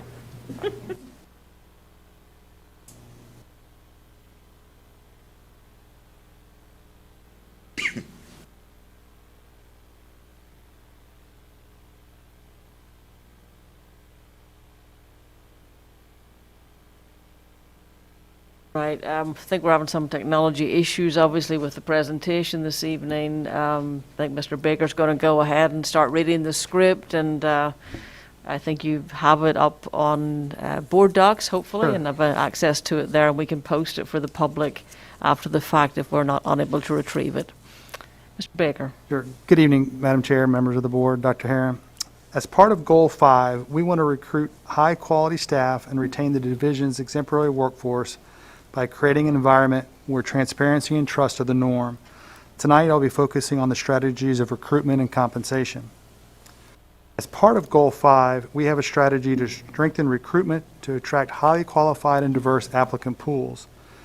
Affirming what we've heard from our community, we strive to have our teacher workforce more closely mirror our student population. A year ago, I was in front of you discussing our recruitment outcomes, but this year has been like no other. We had real inherent challenges in recruitment. Many recruitment events were canceled. We had 15 teachers resign or retire due to COVID-19, and we were seeing significantly fewer applicants per posting. In spite of that, we had some success.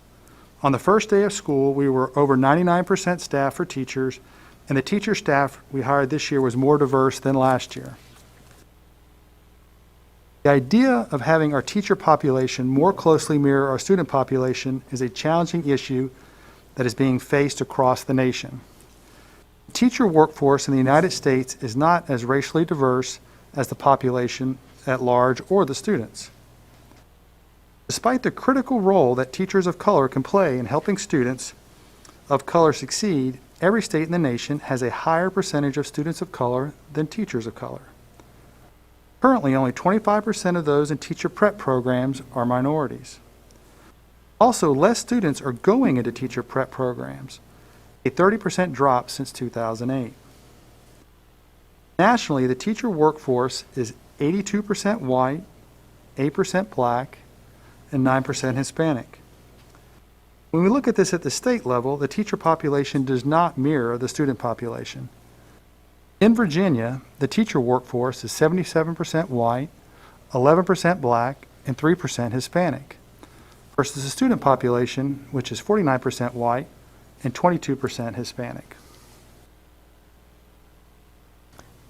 Got to hold for a minute, Mr. Baker. I think we're almost there, and we'll pull you up to very quickly go through the slides that you've already done.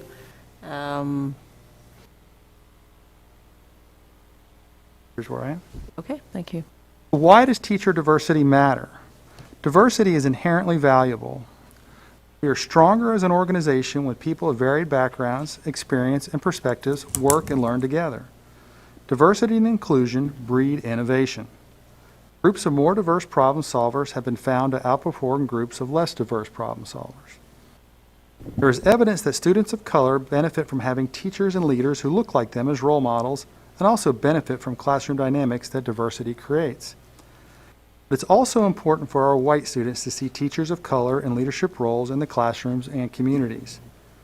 Studies find that teachers of color can improve the school experience of all students. Further, teachers of color contribute to improve academic outcomes while serving as strong role models for students. Looking at the WJCC student population, it is approximately 44% students of color, while our teaching staff is 10% minority. We're doing a better job with our principals and assistant principals, currently at 22.5% minority, while our support staff is 38.2% minorities. I've been asked, what is support staff? They are our teacher assistants, bus drivers, custodians, administrative assistants, cafeteria workers, accountants, nurses, mechanics, and plumbers. The support staff are also leaders, mentors, and influencers of our children. As we consider our applicant pool, it feels and looks a bit like a funnel. It starts out big, but becomes more and more limited, and you lose significant applicants along the way. The proportion of teacher candidates of color decreases at multiple points along the teacher pipeline. When you consider the high school student population, our student population is approximately 44% students of color, and nationally it's 43%. The students who go on to college are less diverse than high school students in general. Nationally, 38% of bachelor's degree students were students of color. The teacher preparation population is even less diverse. Nationally, 25% of individuals enrolled in teacher preparation programs were individuals of color. Then ultimately, who graduates and becomes licensed to teach is even less diverse. Nationally, only 4% of recent graduates certified to teach were black and 9% were Hispanic. For this school year in Williamsburg-James City County Public Schools, 11 minority teachers were hired, along with 1 assistant principal, 1 school improvement specialist, 1 counselor, and 1 transition specialist. This represents 17.6% of the 85 instructional staff members that we hired for this recruiting season. Nationally, over 60% of teachers work within 20 miles of where they attend high school. Future teaching workforce is sitting on the student side of the desk today. We need to grow our own. We currently have 24 students enrolled at War Hill High School in the Teachers for Tomorrow program. We are encouraged that the participation more closely mirrors our student population than the traditional teacher preparation program, with 9 of the 24 student participants being minorities, or 37.5%. We also have a relationship with Virginia State University that will allow their students to come on site and visit with our Teacher for Tomorrow students. We're also creating a relationship with JMU to help grow our own teachers with an emphasis on diversity. A few other recruitment strategies we have include using early offers. And for this year, we've had 7 teachers accept early offers, and we've already have our first offer accepted for fall of 2021. Just last week, as part of Virginia State's College of Education Advisory Board, I judged their students on their final exit assessments, and I participated in their teacher induction ceremony. We've also been guest lecturers at Norfolk State University, and we're also exploring teacher residency programs that would allow students from historically black colleges and university to complete their student teaching in our schools while earning a small stipend. Again, we want to increase WJCC's exposure and access to qualified candidates of color. We always want to be recruiting, building relationships, and making those connections. Our second major strategy that we focused on in Goal 5 is to be the leader in the region for employee salaries. Last year, we increased the BA entry-level salary from $43,000 to $44,600. As a result, Williamsburg-James City County moved from 7 out of 9 to 6 out of 9 for our BA entry-level salary for the districts we compare ourselves. On this slide, we show how we'll make a gain in our BA entry-level salary because of the 1.5 mid-year pay adjustment. Because of this raise, we will now be 5th in the region and gain 1 position in starting pay. Our BA entry-level salary teacher would move from $44,600 to $45,269 with an increase of the 1.5. This slide shows how we compare in different milestone years. We tend to do better at the top of the scale, especially when you consider longevity pay. On this scale, please note, approximately 25% of the hires that we have are usually with 0 years of experience, and about 45% of all our new hires have 5 years or less.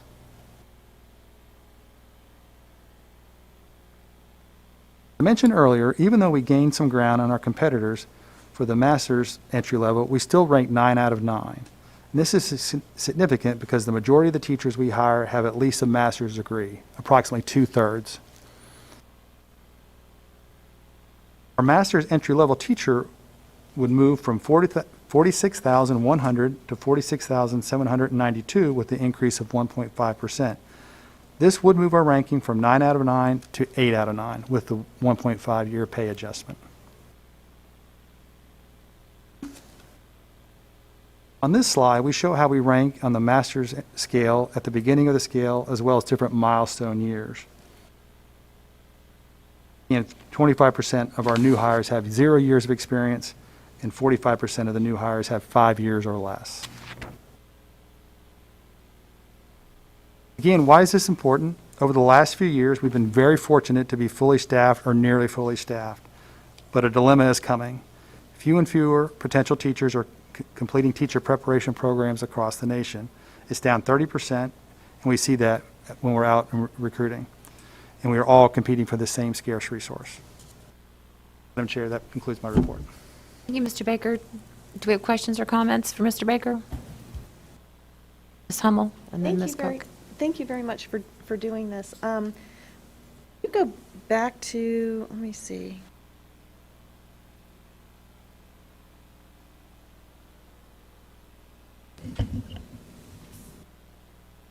Teach for Tomorrow, you said there were 24 students, but we don't know how many of those were students of color? We do. It's actually It was 9 of the... Maybe I couldn't hear you when you were saying it, sorry. Apologize. It's 9 of the 24 were teachers of color, which is 37.5%.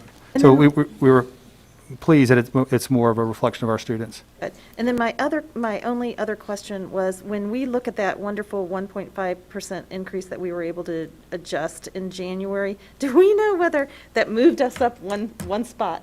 Do we know of any of those other school systems that are doing the same thing? To my knowledge, they weren't. This is just, Okay, this so- was us even considering anybody else Okay, at this thank point. you. That's, Yes, ma'am. that's all I was wondering. Ms. Cook, and then Mr. Kelly. Thank you, Madam Chair. I just have two comments. First, well, thank you very much for the presentation. And I really appreciate your work on early offers over the years that I've been on the board. I think that's one of the things that I've heard the most in terms of letting the good one go because we didn't make the offer soon enough. So I'm glad that you're doing that. And then just one comment of all the comparison districts, I've always been curious why we don't include Charles City because it's also an adjacent district. So I would just encourage you to include them from now on because they are adjacent, just like Surrey is. So, and the other Newport News, New Kent, whatever. So, thanks. Thank you, Ms. Cook. Mr. Kelly? So do we know how many teachers are getting the longevity pay? Yes, sir. There's currently 87 teachers who are receiving longevity pay. 61 of those receive the milestone year of the 20-year milestone, actually, of the $3,390. There's 61 teachers that receive that, and then there's 26 teachers who receive the 25-year milestone of the $7,030. Right, so every year that goes down. Correct, it's gone down every year as folks retire. So for that total, it's 87 teachers are receiving it's a total of $389,570. Right, so if we look at those charts, those are pretty stark numbers as far as where we rank compared to other school systems. And back when you got to the 20-year mark and you got the longevity pay, that put the more senior teachers in the higher end of that scale, and so we eliminated that several years ago as a result of some budget cutting, and that's kind of left us to where we are today. So thank you for that. Thank you, Mr. Kelly. Dr. Beers? I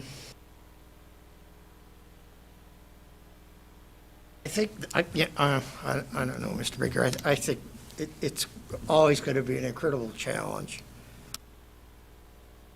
trying to recruit my folks, and they're so small. They really look at some of the differences from school division to school. It might be a $250 difference, or there might be $500. It's not like it's a $5,000 difference, is it? So it's part of the reason some of those more populated schools have higher salaries is they really need to be higher in order to, because it's harder for them to recruit. We have the luxury of having, one of the finest school systems in the state. Our students, for the most part, do very well. It's a draw for, but the money is higher if you want to teach in. Perfect. I think the reason, asked about Charles City, I think all those schools that are listed are in, correct me, I don't know if we're Region 1, Region 2, whichever region, but I think Charles City County is in a different region. Is that correct? That is correct, Dr. That's what I Beers. thought. So that's why it's not, we're looking at all the schools that are in our region. We- I didn't think Charles City County. We've actually used the Thank you. same data for the last, I've presented similar charts the last few, we've kept it the same. Right, yeah. I've just been asked a couple times, and it is a Sure. neighboring district, but, and I'm not sure that, We set it up several years ago, and it was kind of some of the folks we compete against, but We don't compete against Charles City. Not that much, but we haven't been. But it was more just to kind of be consistent with out of 9. We can change that. Well, how are we doing with our local programs? Urging our high school students, not just teach, but consider coming back and teaching in our schools. Is that part of our recruitment strategy as well? Correct. I think it's the beginning of planting those seeds with the Teach for Tomorrow program, and they actually have clubs at all 3 high schools for like a Future Teachers of America How's clubs. that? What's been what's the feedback on that? Do you have a number? Are there a couple of kids that are interested, or? Yeah, we certainly have young students in our Teachers for Tomorrow programs starting in War Hill, and those are offered at all 3 high schools now. We've still to get the other 2 off the ground, and those are comprised of students who could well become future teachers, and those have been very successful so far. It's trying to keep those students as they move away from us and go to college to try and encourage them to come back again. That's a piece we haven't really put something in place yet. Is there been any effort to interact with William and Mary as part of that, so they might not have to move that far away if they had a program, and if they had the credentials and William and I think we certainly encourage our students to go on to any college, but William and Mary is right in our back door. It's a very competitive college to get into. Thank you, Dr. Beers. Mr. Kelly? So Dr. Beers, to play the devil's advocate of your side, to play the devil's advocate of your argument there, where we challenge Mr. Baker is that teachers of color, there are very few of them, and they want to teach children of color, and so they can go to Newport News, Hampton, Virginia Beach, and make more money and teach children of color. So that further compounds Mr. Baker's recruitment of teachers of color to Williamsburg, James City County. So, and I think that's. But I was impressed with that 17%. Slow. It's just, I don't think we can do much more than what we're doing. I'm curious about because I've had members of the African American community ask me about the whole residency thing. Hire young black teachers here and provide some kind of affordable housing. That could become a draw. And I had no answer for them, but I got to think there's got to be get some of those folks together with some of the people who do that sort of thing.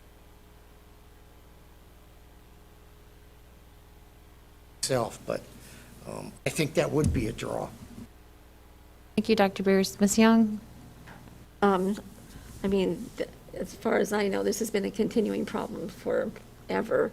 And one of the things we don't think about it often, but for many years, and I don't want to put myself in that many years category, but I guess I am, teaching was a woman's occupation. We've seen that change over time. And except for high school was always very mixed, but elementary was generally women. And to get a man in that profession was a miracle, because a lot of men didn't want to work with younger children. That's also changing. And then for a long time with teachers of color, that just didn't happen, and it's going to take a long time. I do think eventually it's not going to be a problem, because I think as time goes on, our demographics are going to change and things are going to improve that. I would like to encourage our students of color to investigate teaching. But one of the things that happens, because all occupations are looking for that same demographic. It's not just education. You're looking at nursing, you're looking at doctors, you're looking at business and CEOs. They all want that demographic. And so it's not just education. So as our young students of minority come up, they're in high demand, and there's a lot more opportunity for scholarships and internships and opportunities for them to go into other occupations. So it's not as dismal as it sounds to me. Sometimes I just remember that, we are a free country, and students do have the right to choose where they want to go. We don't tell you at grade 6, no, your father was a Mason, you're a Mason. We don't do that. And I don't want us to do that. I want our students to have that freedom of mobility and movement and opportunity. And and I know, Mr. Baker, you do an outstanding job of representing our school district, and I appreciate it so much. And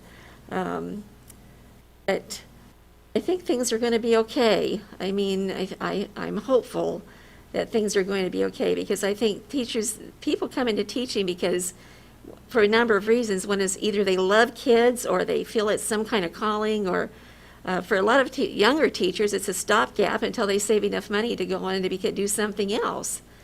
And so I think we need to be more realistic about where we're expecting from HR to solve this problem. And at the same time, I don't know that we will ever solve it. And so I'm kind of the opinion that we'll just keep working at it and do the best we can, and working with universities and other even business to promote teaching as an occupation. I think it's a wonderful idea, but when you look at our salaries compared to if you want to go into even basic marketing, we're far below the mark there when it comes to recruiting students who are already facing things like student debt and other issues. And so but I thank you, and just keep plugging away. We'll just keep bothering you, I'm sure, about it. Thank you. Thank you, Ms. Young. Ms. Cook? Yeah, thank you. And if I was off base with the Charles City, I'm not, that's not a competitive. I just have been asked a couple times, so that's why I posed the question.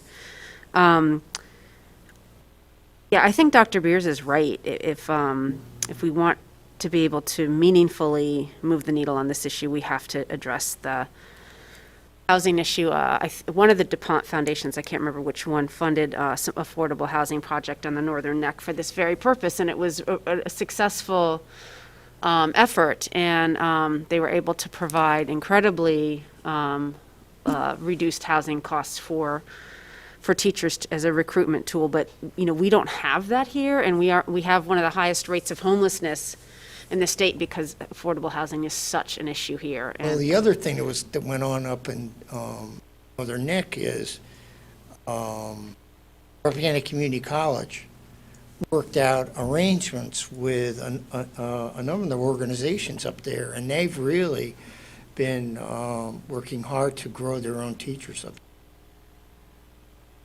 there. They're a lot more desperate because they're way up there, and you really have to want to live there. Yeah.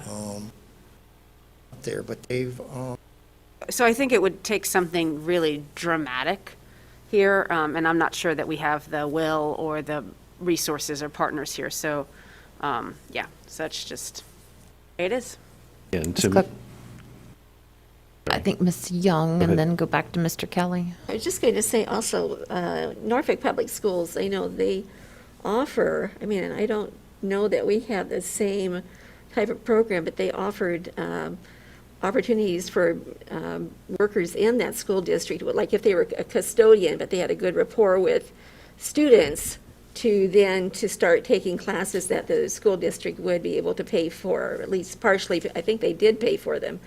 And so that they moved up, and I know even while I was there, there was at least one custodian that had become a teacher over a period of time that I worked there. And it was widely celebrated, but that gave a kind of an end for people who were saying, hey, I can do this too. And but I don't know if we have that. Do we have that kind of program here? We've actually done similar events like that, almost like an internal job fair, kind of geared towards the community, but geared for teacher assistants, substitute teachers. We actually were in this room a year or so ago and we had different colleges and universities that would help people with that were more like career switchers. And we probably had about, I think 2 or 3 folks that ended up getting teaching positions out of that. And again, it was open to the community, but it was open to like, internally, so like teacher assistants and substitutes, and hoping that they would be more representative of our community than the traditional teacher pipeline. So we have done that. A few things got canceled because of COVID. We actually done that a couple years. I mean, the military has a huge transition program also. and- We work with Troops for Teachers. We've done that for years, work with them too, and trying to get folks that transition out. One of the things, and ODU got into it big time, was trying to retrain retired military. And then it turned out to be not as successful as they thought it would be, because apparently those graduates didn't realize what a real classroom was going to be. They didn't take orders? And you couldn't say attention, and you can't. So it didn't. It wasn't. Let's face it. It's one of the most difficult jobs anybody could possibly have. And too many people think because they went to school they could teach school, and there's nothing further from the truth. And I also think that, and it's not just for African American, but also white teachers as well. The public generally, they like their own kids' teachers, but nationally, and it's political. They're always bashing public schools and teachers, and it's like, you gotta think, why I want to go into a session where every time I pick up the newspaper, fussing about stuff. And something that came home to me, and I hope this doesn't offend anybody, but I don't care if it does or not. But I was out at Lowe's. I was at Lowe's one weekend getting some lumber for projects, and I heard for about the 5th or 6th time, are you a first responder or military? And then I said, when it happened once too often, I said, no, I'm a teacher. And teachers are first responders too. And it was like, oh my God, you're absolutely right. I never thought about that. Well, anyway, some of us have written a couple of letters to the president of Lowe's. I think those kinds of things to our community people could be really supportive and get businesses and companies, if that's going to be a discount, my gosh, we need teachers more than anybody, or as much as we do all those others. They ought to get singled out once in a while too. Go out there, but I know other communities have done that. They brought business people together, and it's not a big deal. It's not a big deal. It's just, yeah, I'm a teacher. Well, thanks, and you get a 8% discount or whatever. I just I'd like to see that someday. But I think that's one of the that is a big issue. When you have an opportunity to get a better paying job, and you're not going to be on the front page or the back page of the newspaper, you might take that job. I don't know what the answer is there, but it's just, it's something that's been festering for years. Don't give teachers the respect they deserve. Other industrial countries do. I think that, so Tim, to get back, I think that makes it even doubly hard. Especially if you had to watch your step so many years anyway, I step into something where you're going to be watched even more closely. But to that point, so like Mrs. Cook was saying, Lynchburg was doing some redevelopment in their downtown, and as part of their redevelopment, they were giving teachers of math and science teachers who moved in the neighborhood a break on their rent, so that they were getting young professionals into the area that they wanted to, and it was helping to redevelop that. And to Mrs. Young's point, we heard Tim talk earlier about the reduction in kids going into school teacher programs.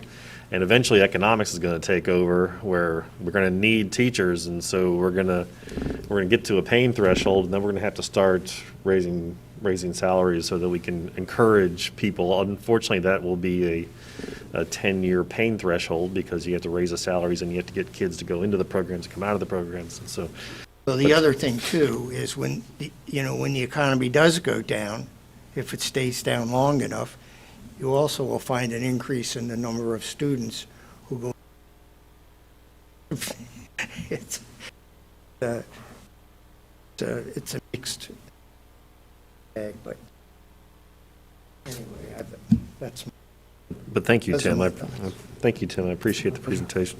Thank you. Mr. Dow, did you have comments or questions? Yeah, I've just kind of been sitting back and listening and agreeing with much of what I've heard, and I honestly wouldn't think to add to anything that Ms. Young offered. Well said, and there's for me, there's another piece to this conversation. A lot of the programmatic efforts that Mr. Baker's going about right now, and they're good, well-intentioned. They'll take time to develop and see the benefit in them. And I think what I've heard across my colleagues here is that there's an understanding that efforts are being made, and we'll see these teachers, these highly qualified, highly educated black teachers, Asian teachers, white teachers, best candidates come here, because this is where they serving the community. But the piece that I'm waiting to hear about, and I just wanted to highlight, is that we have fantastic teachers now. And yeah, I see what the stats look like, and I hear what the narrative seems to be, that black students, Asian students, they learn best and they respond best by learning from those that look like them. I hear that. I'm not one that necessarily agrees with it. Having been in public school and having learned from white teachers and Asian teachers, and not a whole lot of black teachers even then, when I was I'm all for getting to that point where, we do have more highly qualified, highly educated black teachers, Asian teachers, along with our 90% white teachers. But the issue for me is culture right now, right? How do we treat and how do we instill a responsibility for our students, regardless of their race, color, or creed, to respect those that are on the front line, as Dr. Beers puts it, that have gotten into this profession because they care about every single student, regardless of what they look like and where they come from. Culture, I think, is the issue for me. There's been a lot of talk about military, and I've enjoyed it tonight. It puts me back in my boot camp, my basic training days. One of the very first things that my drill sergeant said to us was, I don't care what color you are, black, white, Asian, I hate all of you equally. All right? And right then and there, he defined the culture. He defined the culture right then and there. And we had respect for him. It worked. We had respect for him, and we understood that we were all there for one mission and one goal. So I think that really needs to be a part of this conversation. And I know you guys have had it. I appreciate being a part of it. I'm finding points where I can agree with each person here, but we have fantastic teachers here and now, and they need to be treated with the respect. And I've heard from white parents and black parents that, we're just not seeing the respect that our teachers deserve. that's what I wanted to add to this conversation. Thank you, Mr. Dow. And then lastly, I just have a couple comments and questions. So how are we doing with retention of our teachers of color? Have we seen an increase? Are we static? Is it the same? Have we done better? They're leaving at a higher rate than the other teachers, especially during the COVID. I don't have the data right in front of me. But I think they're leaving us too, so we're not making progress. That's why I think our percentage last year was 10.5% for the teaching staff of being teachers of color, and this year it fell to 10%. And that was with retention. Because we did not retain enough. Yes, ma'am. Okay. So with the slide where we hired 17.6% in instructional staff, is that more than last year? It's a higher percentage. We hired less teachers. Last year we hired, the number was 12.6%, and that was 17 out of the 136 teachers that we hired a year ago. This year the number was 15 out of the 85 teachers that we hired, 85 of the staff we hired. So the percentage was slightly higher because the overall number of teachers we hired was less. So the net is less, but do you think there were things that we've learned in this last year that helped us recruit and hire teachers of color? I think some of the things that we were talking about before, like doing the early offers and kind of laying the groundwork, working with our partners at Virginia State University and Hampton and Norfolk State, I think continue to build those relationships. And I have talked with some of your staff in HR and with regard to housing, which I think those are good comments that Ms. Cook made and also Mr. Kelly. And so I do know our staff try to be creative and try to pair our young teachers up. Can you speak to some of the creative things that our staff are doing? I think for the housing, they're like you said, they are trying to network and help each other to network that. I was on the James City County Housing Task Force for affordable housing for over a year, and not much movement was made on that on the issue. It's expensive to live here in Williamsburg, so I think we work to try to focus with apartment complexes and trying to pair younger teachers up with each other looking for housing and stuff. I'm going to serve as matchmaker. Yes, ma'am. And then I just wanted to comment, I mean, obviously this is a national issue, and so your presentation tonight makes that very clear. But I also wanted the listening public to understand that we do understand that this is an issue, and we understand the value of having students have teachers who look like them. And so it's just a difficult issue to mitigate. And so just wanted to make that really clear. And then just lastly, with support, you listed off all different kinds of people, employees that fall in the support category, but I didn't hear security or even SROs who are not our employees, but those are just additional authority figures who might also be present in a student's life. Yes, ma'am. Right. Ms. Young? Mr. Baker, you said that teachers of color were leaving at a higher rate than other groups. Are they leaving because they're going to go back to school, or are they leaving to take other jobs? What seems to be the majority reason? It wasn't any particular, it wasn't just to go for, some folks move, some folks are, have children, some folks, they're getting relocated, some go back to school, some get out of the profession. There wasn't any predominant figure. Thank you, Mr. Baker. I think with that, we'll move on to the next item, 6.5, school board evaluation. I'm going to punt it to Ms. Hummel. Okay. So, sorry, I have timed out here, so I just need. Look at the hard copy, Ms. I'm just going to it. I'm just looking at the,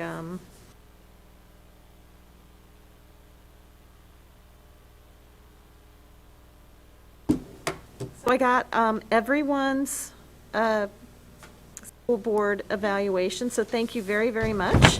And if we want to just pull it up, one thing that we had 100% agreement on was item number 1, which I think is a priority of the school board, which is that we are committed to a vision of high expectations for student achievement and quality instruction. So all of us said that we strongly agreed with that statement. I don't know whether I know it's been a long meeting, so I I think all of us have had a chance, hopefully, to read through this. I don't know if I have to go through all 10 items, but is there anyone that has any questions or wants to bring up anything or talk about it?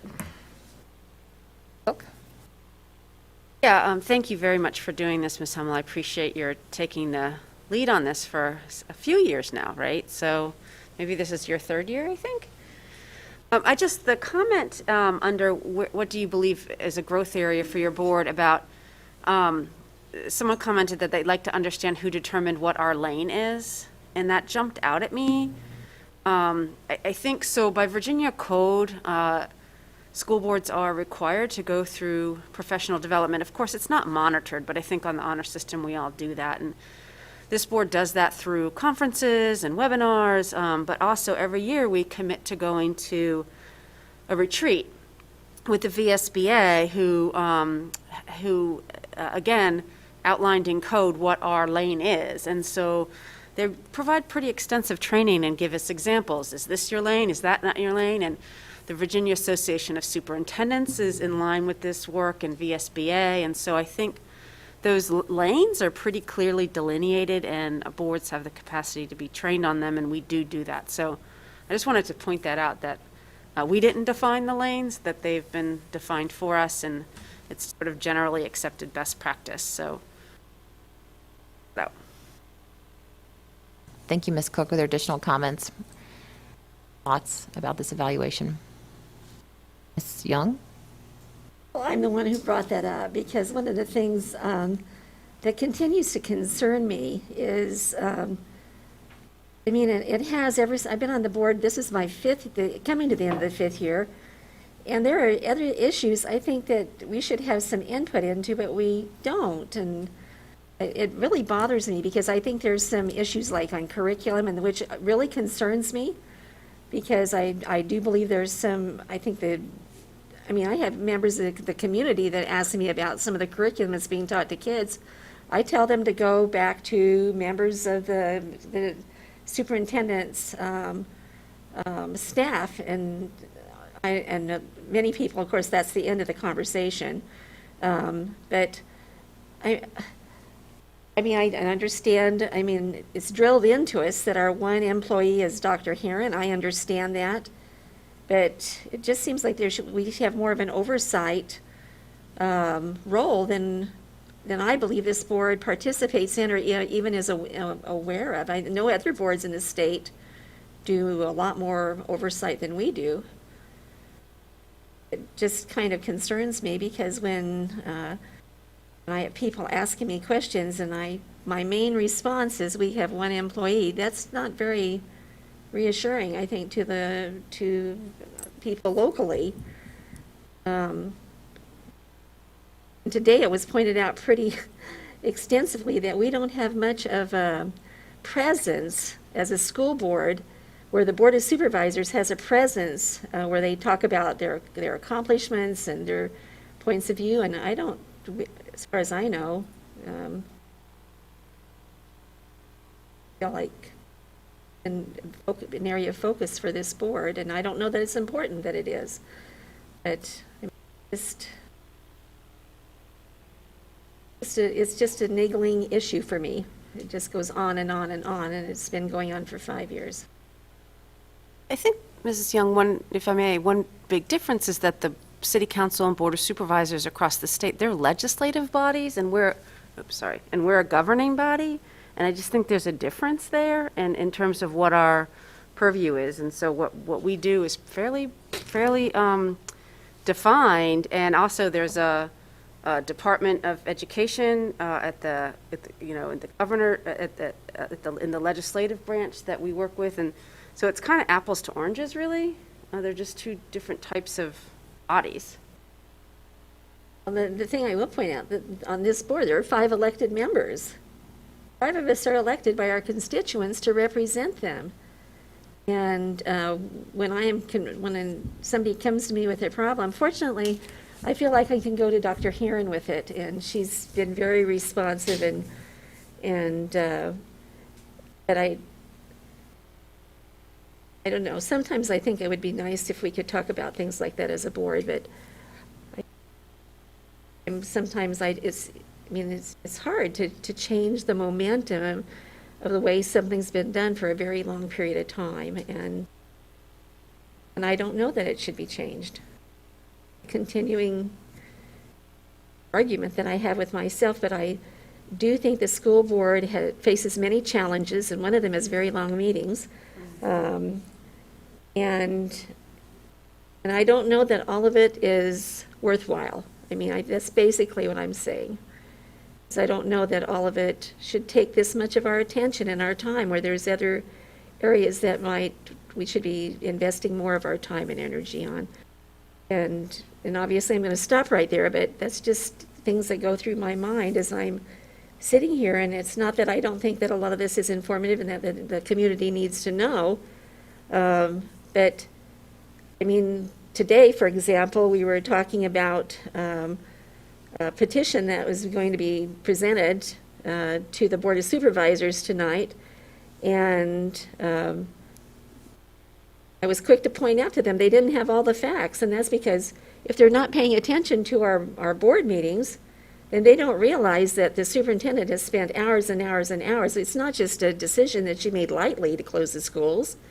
You know, it's not, she's not being reactive. She's using data to base her opinions on, and then the other part of it was, you know, is not even understanding that the schools had been given CARES money that had been used to mitigate some of the issues that are being happening in the schools. And so I wonder if this isn't somewhat of a communication issue that we could, I mean, and I think we're doing a much better job than when I first came on the school board, but it's just an area that, it's an area that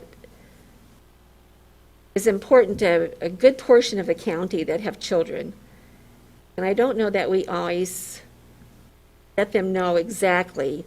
There are people that are paying attention, but I think a lot of people, they hear things through the grapevine, and I think we don't do a very good job sometimes of and I noticed that with some of this on here, of making sure that we get our position out there and the public, so that they understand that the superintendent and her staff and the school board are doing everything possible, you know, as an example, to get kids back in school. So, and I do think that is a communication issue, but I'm finished talking about it. Thank you for letting me rant.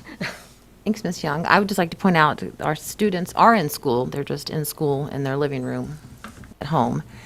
And I do think that one of the things that we can do with regard to communication is serve as that cheerleader. So it's our job as school board to help communicate through our communications department with talking points and information to help the broader community understand. Like I say that is my role, is to help the community understand and to kind of be that liaison back and forth. But clearly it is not our job to make decisions about curriculum.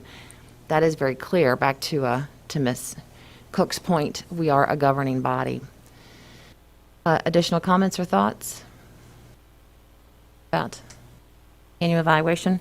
Hearing no more, I will move along here to item 6.6, which is update on. Sorry, I'm sorry. Is that it? Yes, Dr. Beers, for the Question of our evaluation. unless there's more. No, I just wanted to make sure I didn't miss anything.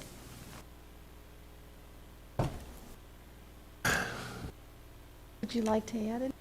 Well, I just, you know, there are a couple elephants in here, but maybe we don't want to talk about them in public. Maybe we do need to have a retreat. Why don't we? We can talk about some of those things. No? And that's typically what we've used the retreat for. You know, I'll be perfectly honest and say that line or two next to the last little paragraph under growth, that's mine. That's mine. I feel strongly about that. We could talk about that another. That's a great idea, Dr. Beers. And, you know, last year our retreat was, we didn't even attempt to try to plan one because of COVID, so we missed that opportunity in March. We typically do that in March. That's just as COVID was hitting. So we are definitely due for a retreat. Well, I'm just thinking, even if things stay the way they are, we're perfectly good being in a room like this. There's no reason we can't get one or two people from The SBA? the SBA to come down here, Don't travel. Yeah, they're not traveling, but they you know could what? Zoom. But for Dr. Beer's point, I don't know why we couldn't meet here and then have our facilitator. They can Zoom in. VSB, yeah. Yeah, they can Zoom in. And we did have a retreat this year. It was We just did. about It was a budget finance. retreat. Yeah. Dr. Beers? Jim? Dr. Beers? Yes. So you're talking about the one who set up a leadership? Yeah. Okay, thank you. And I agree with that, too. Additional comments or thoughts? Okay, moving on to item 6.6, fiscal restraint and seclusion regulation revisions. Well, Thank you, Madam Chair. Ms. Bourgeois is going to take us through some of our procedures with regard to physical restraint and seclusion prior to voting on our policy or considering our policy for consideration after this item. Ms. Bourgeois, I'll hand over to you. Thank you. Good evening, Madam Chair, members of the board, and Dr. Herron.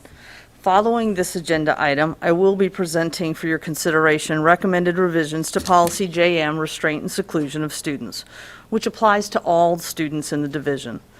To provide context for the revisions, I am providing background on the state law and Virginia Department of Education regulations, along with the extensive procedures that will be in Regulation JM to support the revised policy. To begin, the development of policy and regulation requirements has evolved over the past 11 years. In 2009, the Virginia Department of Education published guidelines for districts to voluntarily develop local policies and procedures for restraint and seclusion. It was not required to have a policy at that time. In 2012, the U.S. Department of Education issued the resource containing 15 principles intended for states and districts to consider in developing policies regarding restraint and seclusion. And in 2015, our Virginia General Assembly passed a state law directing the Virginia Board of Education to adopt regulations specific to the use of restraint and seclusion in Virginia schools. Also, in December of 2015, WJCC schools adopted what is our current policy. And finally, in July of this year, the revised regulations from 2015 were finalized and published, and those go into effect January 1st of 2021. The WJCC proposed regulation revisions do align with the new VDOE regulations and the U.S. Department of Education resource document. Our regulation is very detailed and includes a glossary of terms, procedures on the application of physical restraint and seclusion, the use of positive behavioral interventions and support strategies, which is our MTSS framework, with an emphasis on tiered systems of support to be used by all staff, interventions to include de-escalation strategies, and the use of functional behavior assessments and behavior intervention plans. In addition, permitted and prohibited actions are clearly defined in the regulation. Our training program teaches staff to use the least restrictive measure possible to de-escalate a situation. School personnel may implement physical restraint or seclusion only when other interventions are or would be ineffective in an emergency situation, and only to prevent a student from inflicting serious physical harm or injury to self or others, to quell a disturbance, to remove a student from the scene of a disturbance in which the student's behavior or damage to property threatens serious physical harm or injury to persons, to defend self or others from serious physical harm or injury, or to obtain possession of controlled substances, weapons, or other dangerous objects. The specific technique used should be safe for the student and appropriate to the student's age, any identified disability, and medical needs. Prohibited actions are also clearly identified. Examples of these actions include the use of mechanical restraints, pharmacological restraints, aversive stimuli, corporal punishment, prone or any other restraint that can restrict breathing or speaking, or to solely prevent property damage.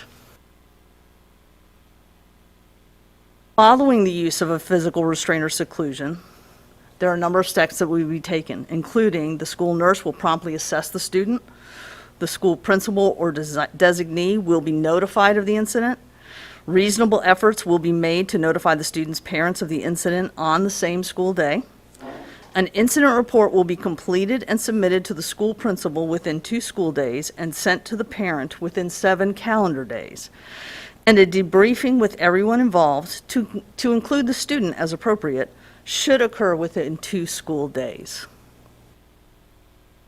In addition to the steps required following the incident, there are specific reporting requirements.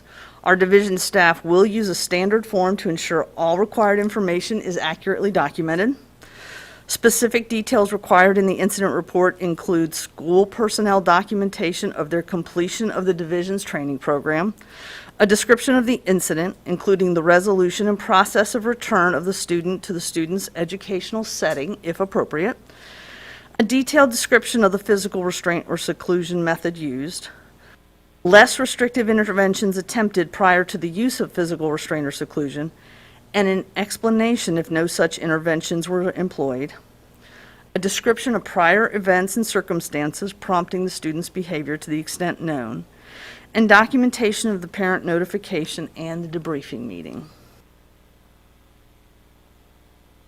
In addition to the incident report requirements, the regulation also contains a requirement to hold a meeting after a second restraint or seclusion incident with a student within 1 school year. The meeting will include the parent and appropriate school personnel. During the meeting, the team should discuss the incident and consider, among other things, the need for a functional behavioral assessment, a new or revised behavior intervention plan that addresses the underlying causes or purposes of the behaviors, as well as de-escalation strategies, conflict prevention, and positive behavioral interventions, and a referral for evaluation under the IDEA and/or Section 504 if the team suspects a disability, or additional evaluations for a student who already may have a 504 or IEP. Current 504 and IEP plans should also be reviewed and modified as appropriate. The regulation also establishes safety standards for any seclusion room. Any area must be safe and free of any potential or predictable safety hazards, be of reasonable size permitting students to lie, sit, or stand, have adequate ventilation including heat and air conditioning as appropriate, have adequate lighting, and have all areas in the room or area visible through the door. Finally, our training requirements have expanded. Initial training is required for all staff. Old Dominion University, in collaboration with the Virginia Department of Education, has created 5 modules and an assessment that all division staff are being required to complete. While staff can complete the modules at any time because they're online, the professional development block on Friday, December 11th, is designated for module completion. Advanced training is required for school staff who might reasonably need to use physical restraint. It is a 12-hour course taught by division staff who are certified as trainers in the Nonviolent Crisis Intervention Program. 8 of the 12 hours focus on non-physical de-escalation techniques and emphasize these as the preferred response whenever possible. The final 4 hours are designated to properly teach and practice appropriate holds. Currently, we have 155 school-based staff members certified in the advanced training, with 62 additional staff identified for training when we are able to safely do so. There are also annual requirements, which include a review of our regulations and updates as appropriate, and reporting requirements to the state by both each school and the division. We will report the physical restraint and seclusion incident data to them. The format and submission process are still being defined, so we don't have specifics on that at this time. Madam Chair, this concludes my presentation at this time. Thank you, Ms. Bourgeois. Do we have questions or comments for Ms. Bourgeois? Kelly? Sure. This whole topic is just not a pleasant one for me, but. Understood. So the training requirements, when VDOE put their requirements out, they gave us a short window to get that training done, right? Yes, sir. The regulations were finalized in July. By the time school divisions had those and were able to review, develop policy, develop regulations, the training component became very short turnaround. The link to the module was provided to us probably within the last 6 weeks. Right, so we'll call it middle of October, so, end of October. So the teachers, with everything else that's on them, and all of our staff, with everything else that's on them, they have to complete this training by? All division staff, any. All division staff, right. So all central office staff have to complete the training. Right, All operations staff have to complete the training by January 1st. Right, so, I mean, and I'm not saying it's not a bad thing for the training, and it's not something that our staff doesn't need to be trained on. It is just another log on the fire at this time of year that they have to go do. Correct, in which we had no flexibility in the timeline. In which we had no flexibility. So this didn't come from central office, it came from Richmond. Correct. So I just want to make sure that the staff out there is aware of that this didn't come from us. And then I've also heard from some staff that the training there's been some issues with the training module, and I do know that there was some trouble either today or yesterday accessing it. I know that one of my staff was able to access it today with no problem and complete the assessment. So, but I have a feeling it has to do with number of people accessing it across the state. Well, the problem was that they access the training and they complete it, and then they don't get credit for having completed it, and so they have the printed certificate, but the software doesn't log that they had completed the training. So that's just a tracking piece. As long as the certificate as long as they have the certificate, they're done. Correct. So it's not just a tracking piece, but it's because you need to get credit for it in order to get credit for it.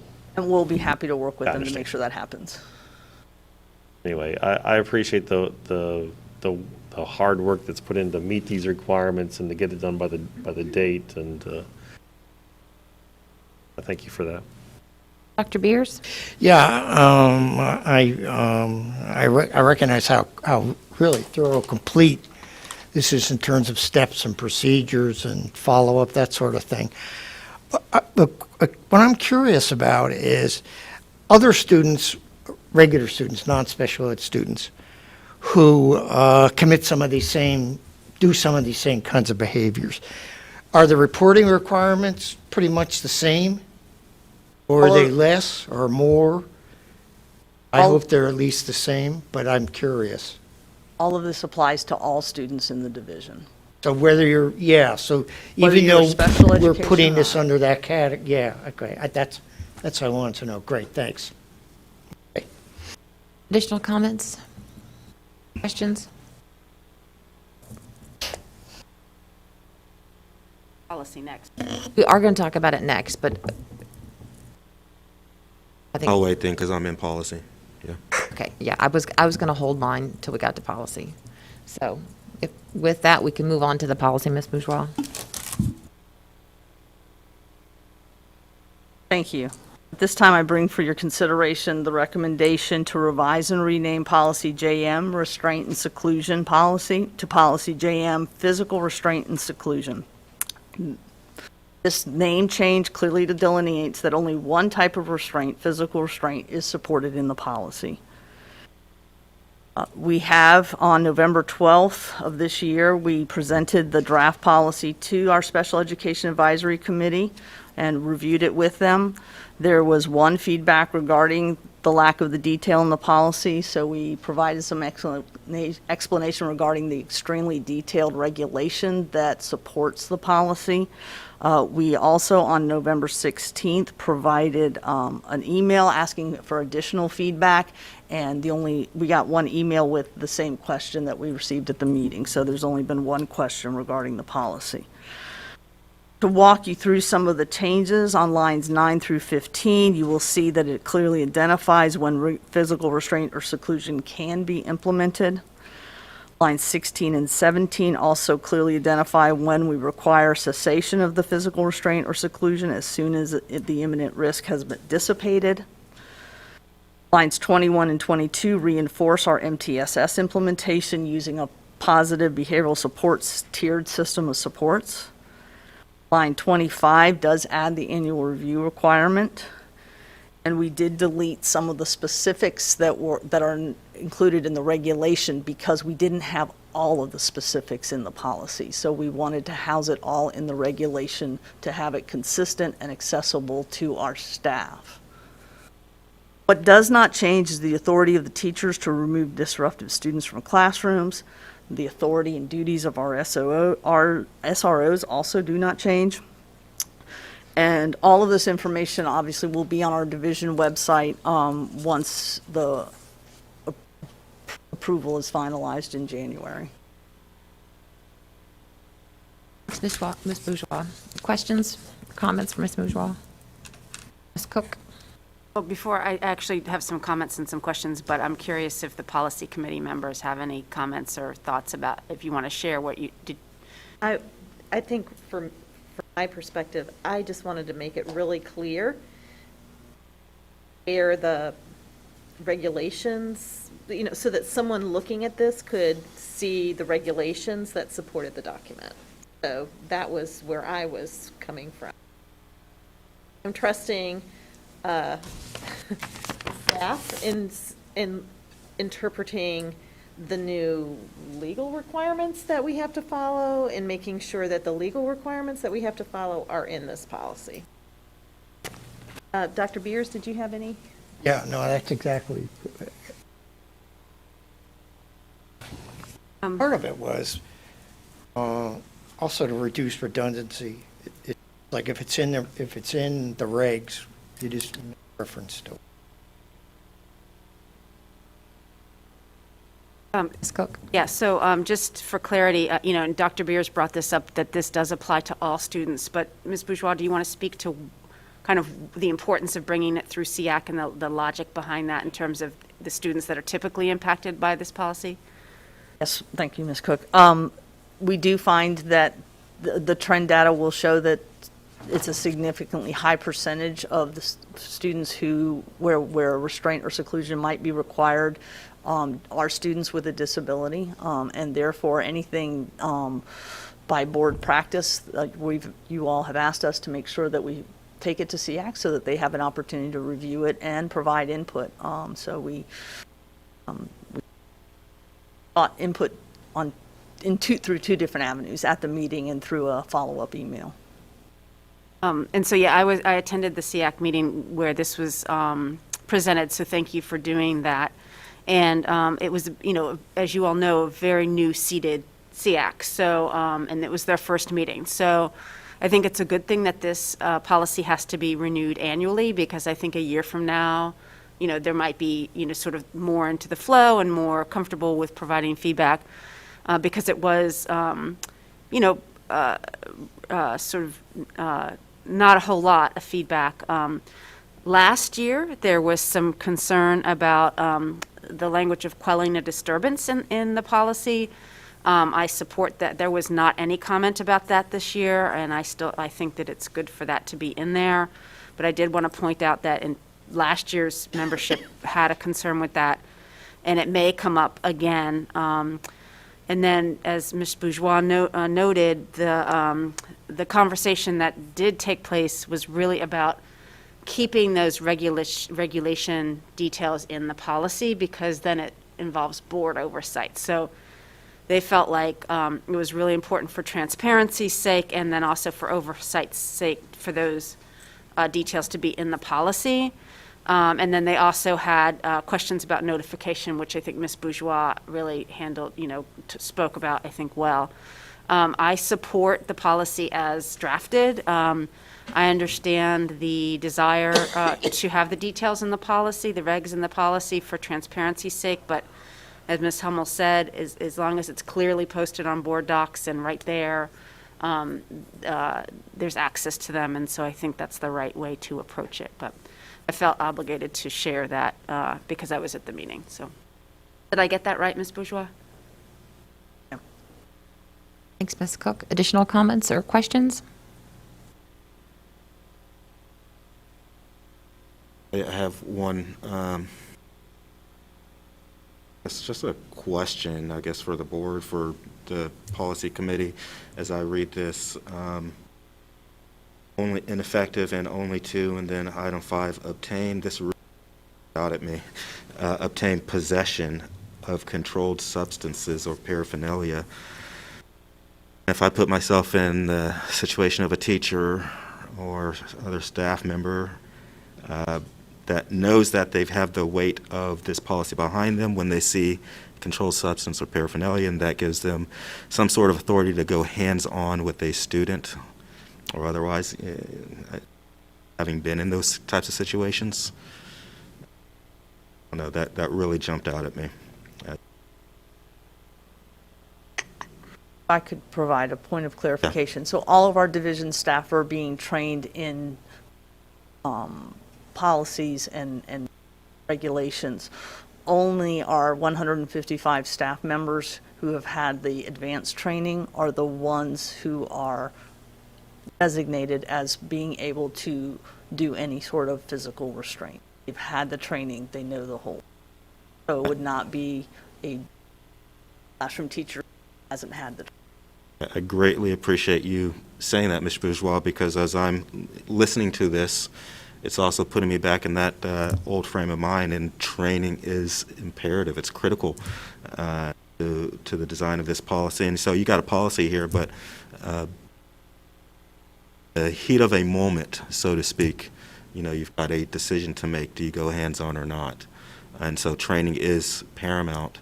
And you can't train for every scenario. They're very fluid.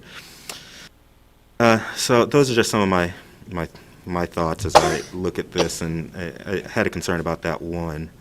On training, and we could call it qualified immunity, I'm curious, you know, are there any protections anywhere for a staff member that had gone through that training, was at that high level of degree of competency for going hands-on, made a decision based on what they saw, and turned out, you know, it wasn't a great decision?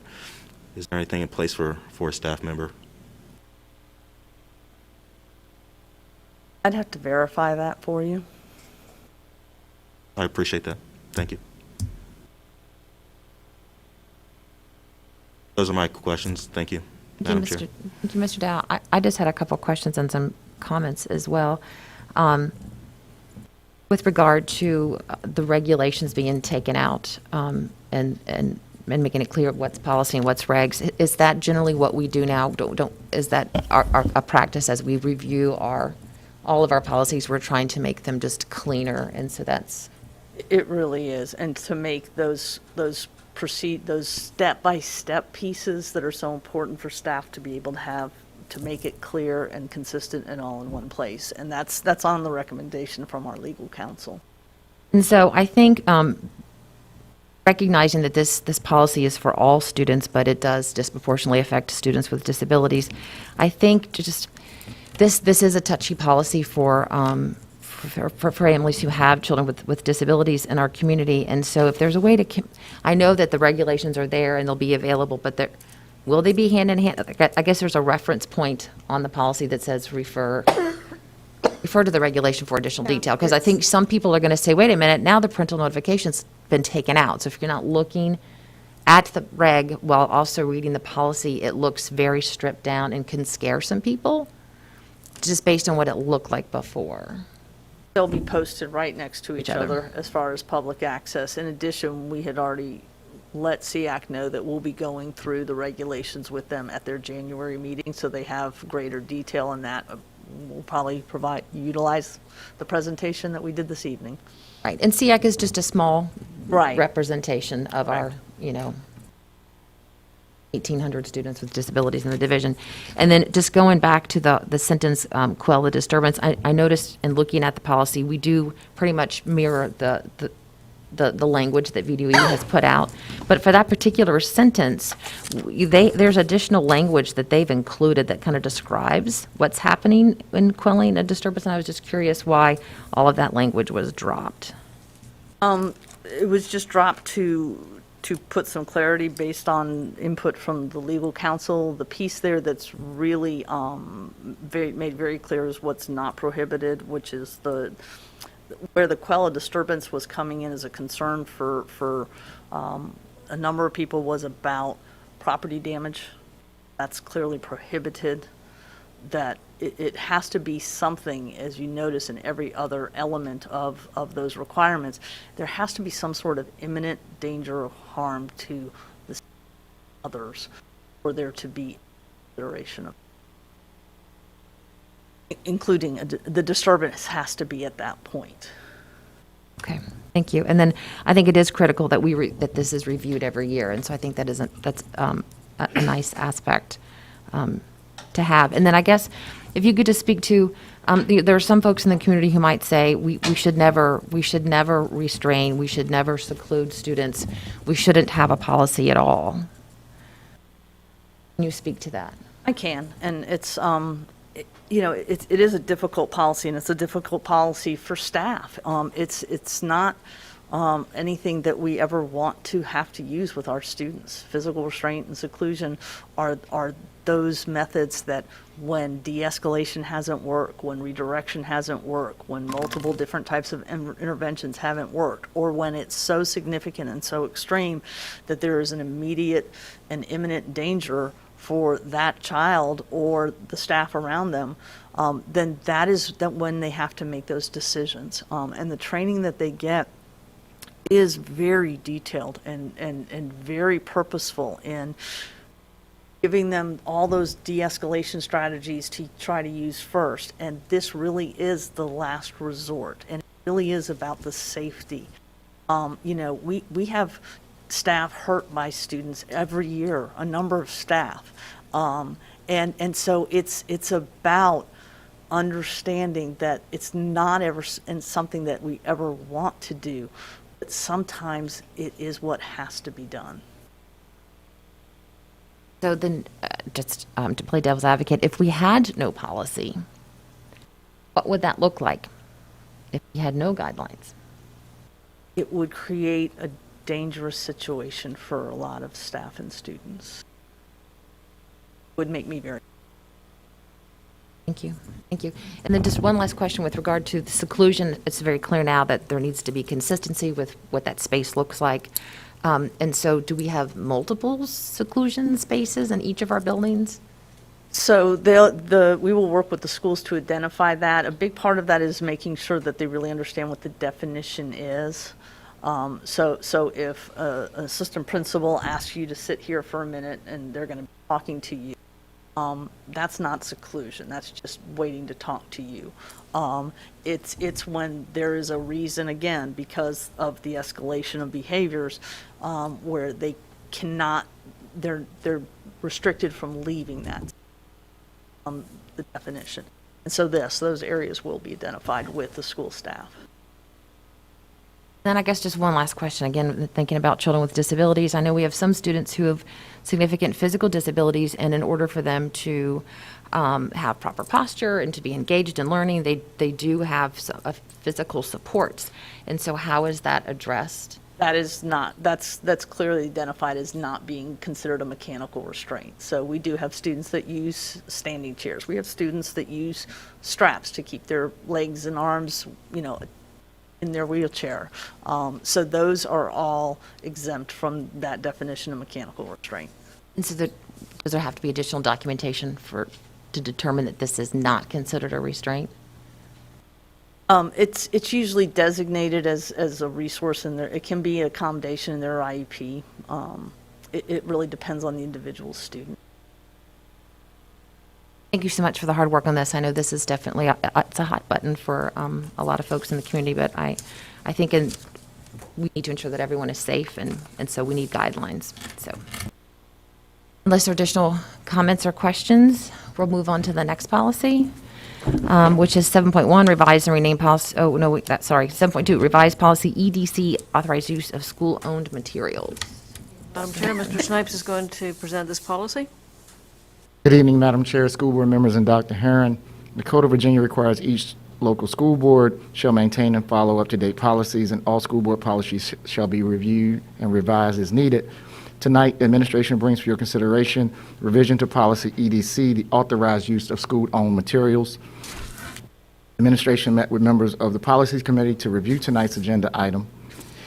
The policy EDC states in generalizing, to ensure security of school property, the superintendent may develop regulations governing use of all school-owned property and prohibit employees from utilizing school board property for personal use or gain. Policy was last revised in 2010 and last reviewed in 2014. Staff recommends the policy cross-references be updated, specifically adding Regulation DNR, which is a regulation for disposal of surplus items, adding Regulation KGR, which is use of school facilities, and removing a reference to Policy JFC, which is attributed to tobacco products. WJCC attorney has reviewed and recommends adoption. In addition, the Policy Committee has reviewed and revised the policy and recommends approval as. Thank you, Mr. Snipes. Do we have questions or comments for Mr. Snipes? It's just basically changing the, I didn't hear you. nothing else changed. It was just changing the cross-references. And you look at the red line. We're good with that. We're going to move on to the next policy. Item 7.3, revised policy EI, insurance management. Thank you, Madam Chair. This one comes under Finance. Thank you, Ms. Ewing. Thank you, Dr. Heron. Good evening, Madam Chair, members of the board. This agenda item is to revise policy EI, insurance management. This policy was last revised in 2007. There are no proposed content changes to the policy, just a few minor verbiage updates and legal reference updates. Our attorney has reviewed, as well as the policy committee, and recommend approval of the policy as presented. Happy to answer any questions. Just same as before. There was no substantive changes, so. Anyone has any? Well, an insurance management policy at 10 o'clock at night gets me really excited. But, so I noticed in the policy it says may provide liability assurance and may provide self-insurance. I'm just not sure about why we say may in a policy, but good before, I don't. So we don't offer insurance to our students. We offer like student accident insurance that parents can purchase separately. We, the division, don't pay for liability insurance for students.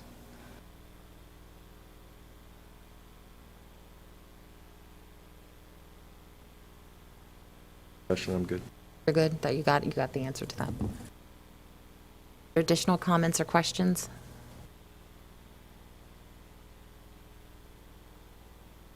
And so we will vote on these at the next meeting.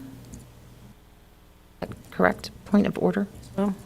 Okay, so at the January meeting, we'll vote on these. All right, moving on. Action items tonight. 8.1, is there a motion to approve personnel actions? Madam Chair, I move approval of personnel actions as presented this evening. I just want to remove one retire. No, I won't do that. Second. Thank you, I hear it. Have a second. Any discussion? Hearing none. Ms. Surza? Ms. Hummel. Aye. Mr. Kelly. Okay. Mrs. Young. Aye. Dr. Beers. Aye. Ms. Cook. Aye. Mr. Dowell. Aye. Zombie. Aye. Is there a motion to approve item 8.2, approval of minutes from November 17th, 2020? Madam Chair, I move approval of minutes from the November 17th, 2020 meeting. For a second? Second. Thank you. Discussion? Hearing none. Ms. Surza? Mrs. Young. Aye. Dr. Beers. Aye. Ms. Cook. Aye. Dowell. Aye. Hummel. Aye. Mr. Kelly. Aye. Zombie. Aye. A motion to approve item 8.3, financial report and monthly bills and payroll for November 2020? Madam Chair. Okay. Madam Chair, I move approval of the monthly bills and payrolls for as presented. For a second? Second. Thank you. Any discussion? I have one question. So the way I read this,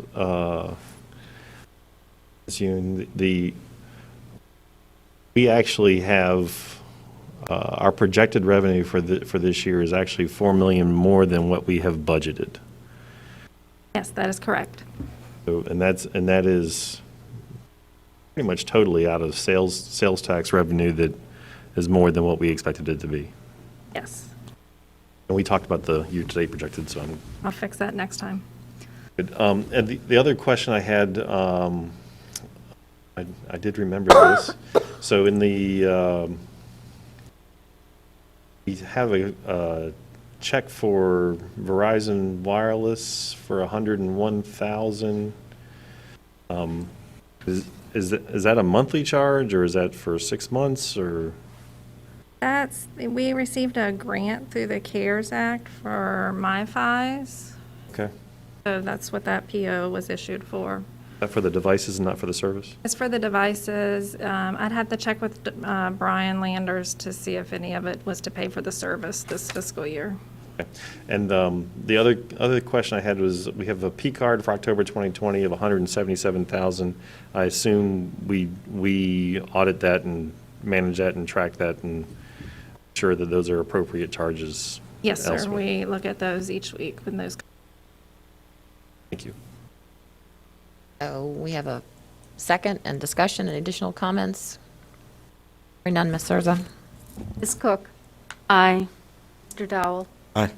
Ms. Hummel? Aye. Kelly? Aye. Ms. Young? Aye. Dr. Beers? Aye. Homeby? Aye. Motion to approve item 8.4, approve permanent and temporary easement of real property at Grace's Run to James City County. I move that we approve permanent and temporary easements of real property at Grice's Run to James City County. Second. Any discussion? Hearing none, Ms. Surza. Mr. Kelly? Aye. Mrs. Young? Aye. Dr. Beers? Aye. Ms. Cook? Aye. Dowell? Aye. Hummel? Aye. Aye. A motion to approve item 8.5, approval of the FY22, FY31 Superintendent's Proposed Capital Improvement Plan. Madam Chair, I move approval of the fiscal year 22 through fiscal year 31 Superintendent's Proposed Capital Improvement Plan. Second? I need a second. Second. Okay, now discussion. Ms. Young? Discussion. Yes, Need to state an amount? No, Need to state an amount, a dollar figure. don't know which year you're citing it for. Okay. Sorry. Okay, I think we're good. Ms. Young? Okay. As it's been pointed out, that this CIP is, we vote for this annually. We go year by year in supporting this CIP. And this plan that's been placed before us is for 5 or 10 years, but as I said, it's approved annually. I was relieved at the combined meeting that we had with the Board of Supervisors, the Williamsburg City Council, and our body, that we actually reached consensus to proceed with developing a plan with community input about the role and place of preschool in the Williamsburg-James City County area, and which I think is long overdue, and I'm happy that that's going to happen. But looking forward, I'm going to vote no on this tonight because I think we're pushing the county to have to start making decisions. I do believe that eventually we will need a new elementary school, but I think the years are too close because we're in this next year of, hopefully, it's going to be a year of recovery and possibly the next year too. And then before we can, in the year 24, we have design, and in the year 25, construction. And before any of that can happen, there has to be a site found. And I think that that is putting pressure on the county to do that. So I am voting no on this because I want to see, first of all, what happens with the community discussion about the preschool and how that is going to impact space for our school system. So I will be voting no tonight. Appreciate your candor, Ms. Young. Additional comments? Ms. Cook? Yeah, so I'll be supporting this. I think it's a fiscally responsible plan, and I think the school division has demonstrated its fiscally responsible nature by having a CIP of 0 this year. I know we're in an emergency situation, but it's really time to look forward. And I think making dramatic policy changes, inclusive of a CIP, during an emergency is not wise for what may be a 1 or 2 year hiccup.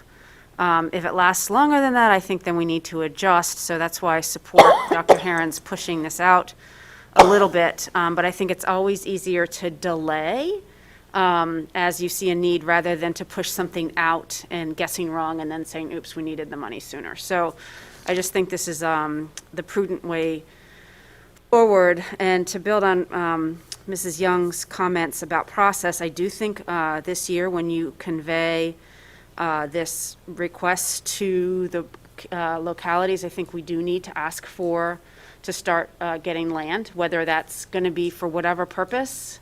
We're going to need land. And so I think we need to ask them, to start getting serious about that. I don't think we know where we are on that, but this will be the 3rd year that we've asked for an elementary school, and there's been no movement on that. And so I think that's really important to start serious discussions about that. I also have concerns about process with regard to the Planning Commission. It's not we asked the localities, but listening to the Planning Commission conversation last year at the James City County, it was clear those planning commissioners did not have the knowledge about the 85-90, and I think that they have the understanding that a lot of people do, which is that schools need to be 100% full, which is not true. That's not educational best practice. And so unless you've been educated on that, and we do have a resolution, so I just hope that that information can be forwarded to the planning commissions as our request makes their way to them, because I think that adds value. With regard to the pre-K, I agree with Mrs. Young that I'm glad we came to consensus. I support the idea of studying it. I support the idea of hiring someone. I like the idea of the committee that's already working on the topic reporting to the liaison committee, because I think that will facilitate a quicker resolution and allow them to study more quickly and more deeply. And so that, thank you, Ms. Surza, for working on scheduling that meeting in January. I think it's important I have an open mind about this, and I think everybody around this table does, and I think it's important to state that we don't have sort of a predetermined point of view about what pre-K is going to look like in our community. For me, the predetermined point of view is that we need an elementary school, and I agree with Mr. Kelly that they're not mutually exclusive. I think it's a both-and situation. And so I still think we're going to need it sooner rather than later, because the elementary school is responding to growth that has already happened, not future growth. And I agree with Mr. Hipple that building facilities we can grow into is important.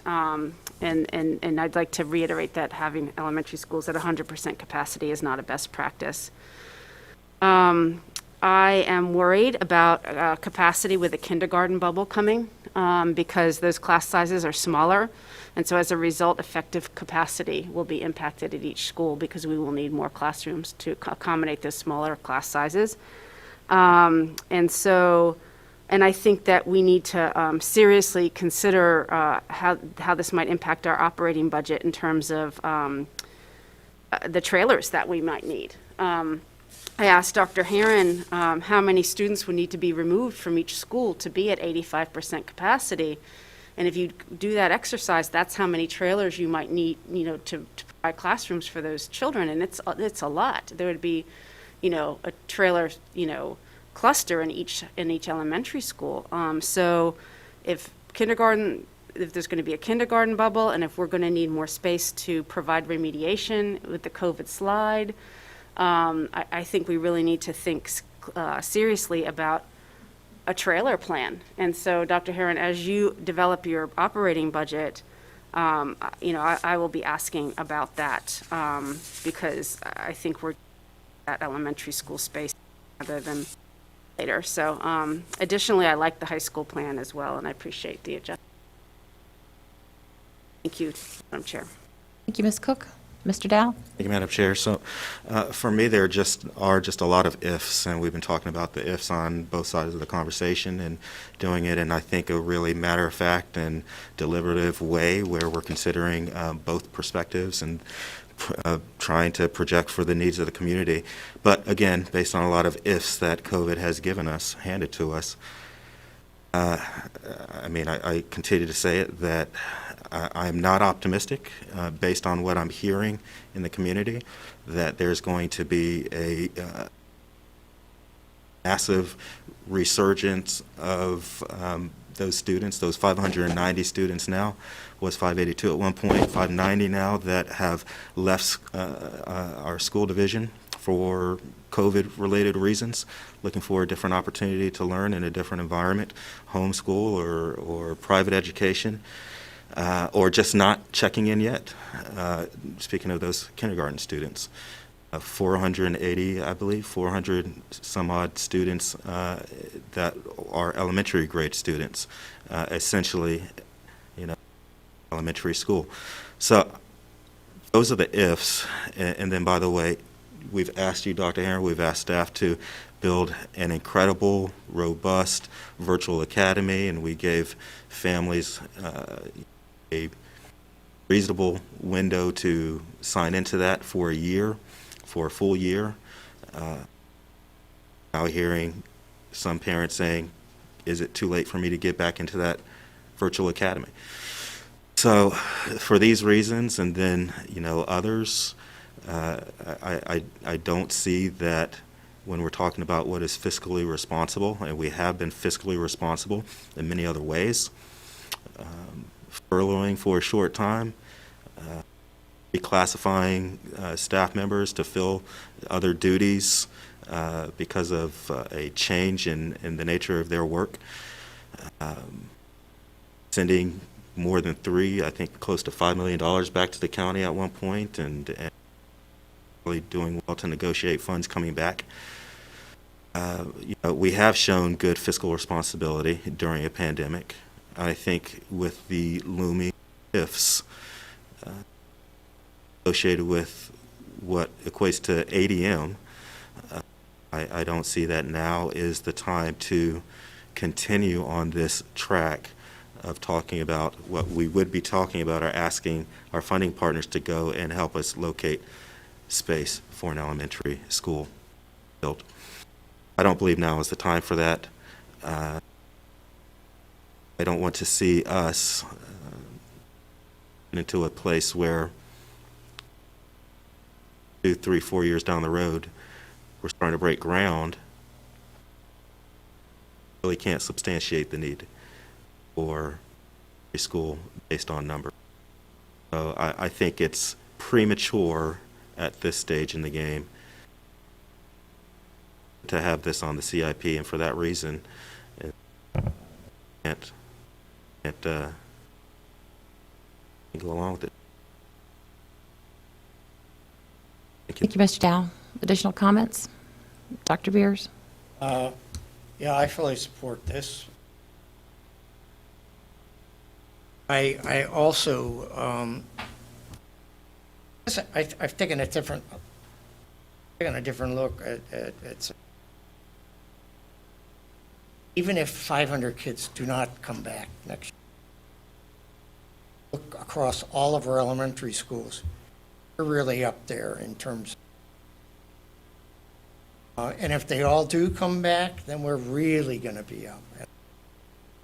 Most of those are younger kids, and I've got a fair number of younger kids in my district, and I walk around a lot, and I've talked to a number of those parents, and they can't wait to get back to regular. They've definitely decided not to send their little kids to school. Staying out for kindergarten, they just didn't feel that was half of the 10th. They had other issues as well. That's why I support that.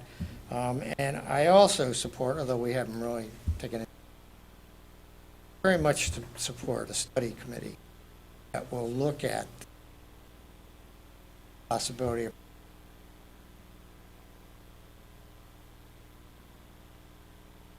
I have a lot of background, knowledge, done a lot of research about little kids. I would be more than happy to be the, I definitely support the. Thank you, Dr. Beers. Mr. Kelly? Thank you, Madam Chair.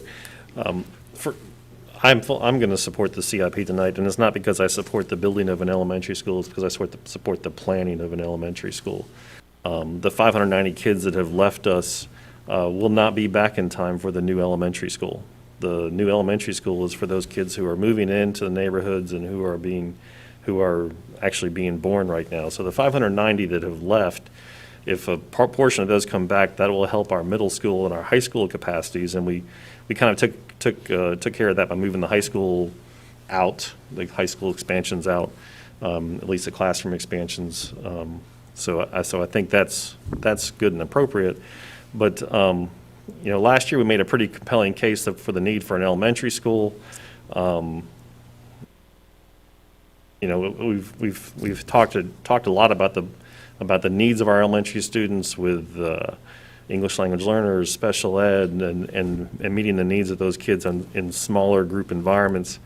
So if those start to come back, we're going to need an elementary school in the nearer term versus the longer term.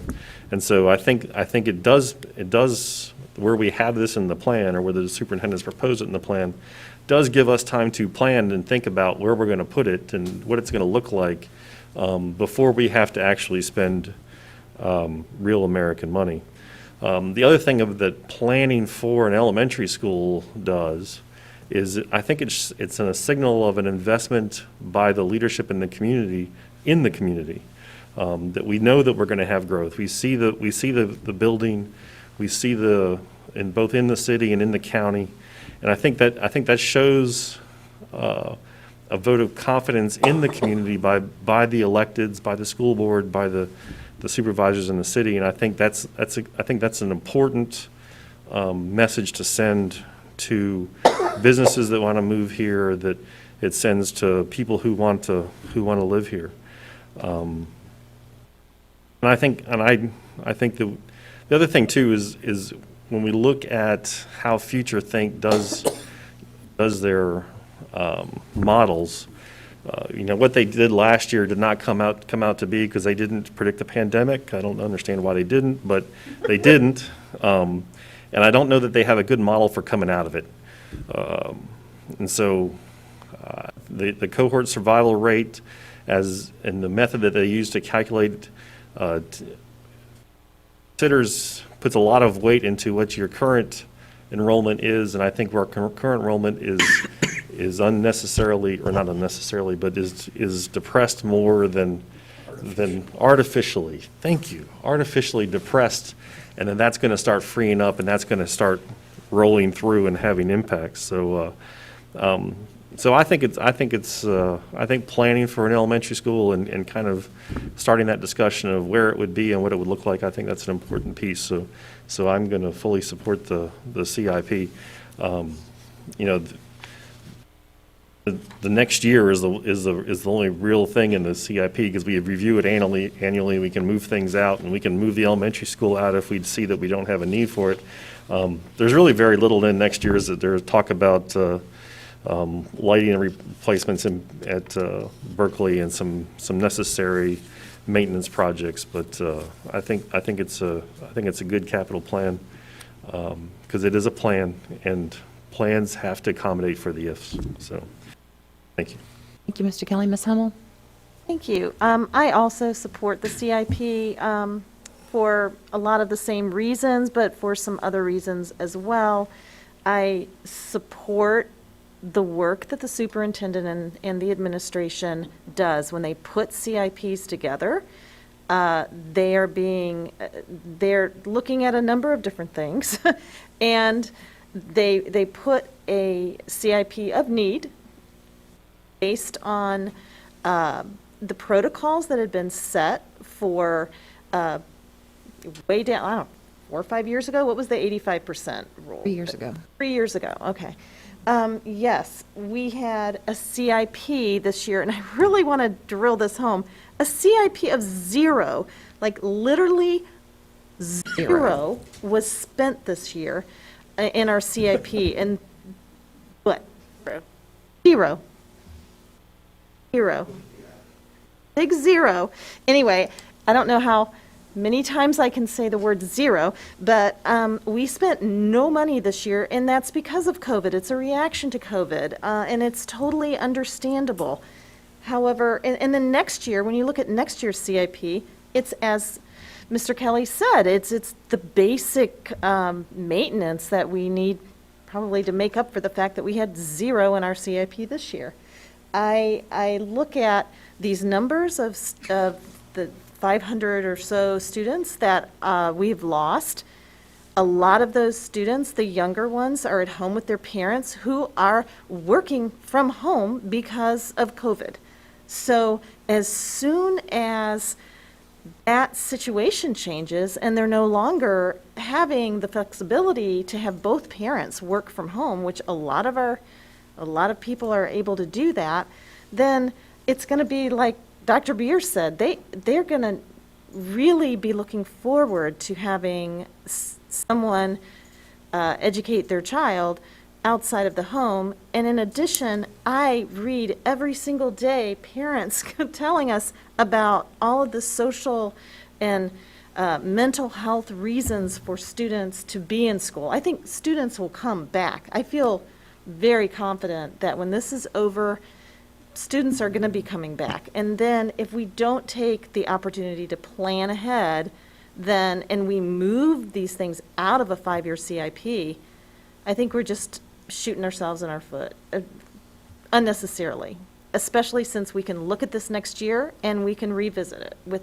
better numbers. So, and one final thing, and this is once again my macro view of our system, is that it goes back to a lot of things we talked about tonight about respect for teachers, respect for the profession. And when you've got anyone who viewed the Norge Elementary video from last year, if you look at how our teachers are being respected in these overcrowded situations, there is no really reason why anyone would want to go into teaching. If they're going into teaching in our division with overcrowded schools where they don't even have a workroom and they're teaching people in a closet somewhere or in a hallway, it's ridiculous. It just affronts me that our teachers are having to educate people in that kind of an environment. So from the respect piece and from a macro level of just providing the best educational value that we can for our students, I support the CIP. Zero. Thank you, Ms. Hummel. I agree with so many of my colleagues. I feel that my comments need to be repeated just one more time, though. I fully support the CIP. I think the critics that we had last year when we made a very clear case of why we needed a 10th elementary school are the same critics this year. The CIP clearly outlines the capital needs of this division, and this board is charged with doing just that. It's not drastically different from last year's CIP. We're still requesting that 10th elementary school. We have been for 3 years. 3 boards agreed upon it 3 years ago. The loss of those 500 students really isn't the issue at all. I mean, we need a 10th elementary school because we've needed it for the last 3 years. I believe that our experiencing losing those 500 students is a temporary anomaly, and even with that loss, we're still at 89.6%. Like, I can't say that more. 89.6%. It's like zero. Like, even with that loss, we're already at the trigger point. We're already at the trigger point. More students now have increased needs. I've said it over and over. Our SPED numbers are ever increasing from 15% last year to over 18% this year. Our L numbers, our economically disadvantaged numbers, our homeless numbers. We do know there's going to be COVID slide. We need to remediate. We're going to need to be providing supports and instructional services to students in small group instruction. We need space to do that. Like, look at James River. The reason it looks like it has lots of space is because we purposely reduced those class sizes to meet those academic needs of students. So I don't understand. I don't understand the mentality that schools need to be 100% full when they're not glasses of milk, and they're not tanks of gas. They're just not. So in response to COVID, our changing demographics, we have adjusted the CIP because we have the ability to do that, and we have moved out $18 million in large ticket items, which are the high school expansions. We've pushed those outside of the 5 years. We've bumped the elementary school out in response to COVID and losing students. And other things are on track. So this CIP does represent a pause. It gives us some time to continue to plan, as Mr. Kelly said. At the end of the day, it is only 1 year that's funded, and I believe 2020 is an anomaly. I don't think it's prudent, as Ms. Cook said, to make drastic changes right now. And I'm encouraged by the agreement to talk about preschool, but just want to let the community know this isn't a new concept. We did this 45 years ago. 45 years ago, the community came together and we created Bright Beginnings. We had Child Development Resources, the Community Action Agency, and the schools come together and figure out how to leverage resources, and it's now time to retool that. So that's not anything new, but it's something that has served our community for a long time, and it's time to revisit that and retool that. Are there additional comments? Ms. Cook, did you have an additional comment? So, with that, final discussion. Look, Ms. Urla, call the Ms. vote. Hummel. Call a question. Voting. Aye. Kelly. Aye. Mrs. Young. No. Dr. Beers. Yes. Ms. Cook. Aye. Mr. Dowell. No. Helmby. Aye. Okay, it's been a very long meeting. Moving on to board matters. I'll start with Mr. Dowell. Thank you, Madam Chair. Goodness, I think this is our last meeting before the new year. Yep. Yeah. So I get to say first, Merry Christmas, and then whoever wants to follow that, yeah. But Merry Christmas to the whole community, and I'm really excited for it. I've been looking forward to this time of year since March, and to prove it, I put up my my Christmas village before Halloween, and the kids aren't allowed to touch it. But anyway, it's been a really tough year, but I pray that our community remains vigilant against COVID, that we do enjoy our families over the Christmas holiday, and that we are able to return January and ready to get back to work and get back to school. And the only other thing I wanted to mention is that tomorrow, and you mentioned a different type of meeting. I can't remember which meeting you have tomorrow, but there's also a student advisory council meeting. And really looking forward to that. It's going to be our second of the school year. And if they've stayed up long enough to watch us, and any of your peers that you represent, will get out there and start talking about what you could bring to the meeting tomorrow. And I'll have my notepad and just ready to learn and ready to hear what we can do better. Thank you. Thank you, Mr. Dowell. Ms. Cook. Thank you, Madam Chair. I have a handful of things, but two thank yous that I'm going to wait till the end because I don't want to, but also steal your thunder. I want to say that I also wanted to follow up Mr. Dowell's greetings and just say happy holidays to everybody. I hope everyone has a safe and healthy holiday season. I wanted to say that the PTA Council met, and one of the things that I found really interesting was that the parents were responding to Dr. Herron's decision about remote learning until early next year. And they were all really supportive and grateful. The primary reason actually had to do with consistency of instruction, and we heard a little bit about that today, but the parents really wanted their teachers to stay healthy so that their kids could have some stability in their education. And I just thought that was really interesting. I also wanted to comment that I went to the Virginia School Board Association, as did all of you, their annual conference, but the plenary session about school-based sports was really interesting to me, and how important school-based sports are in a pay-to-play world. And so based on the conversation that the policy committee is going to be having on that topic. I just think at the end of the day, it's a slightly larger topic, and I'm fascinated by that, and I hope that this board starts to grapple with that idea of, as that community is shifting, how we respond to it in terms of the lens of equity and participation and creating a school community and an environment that's, equitable for everybody.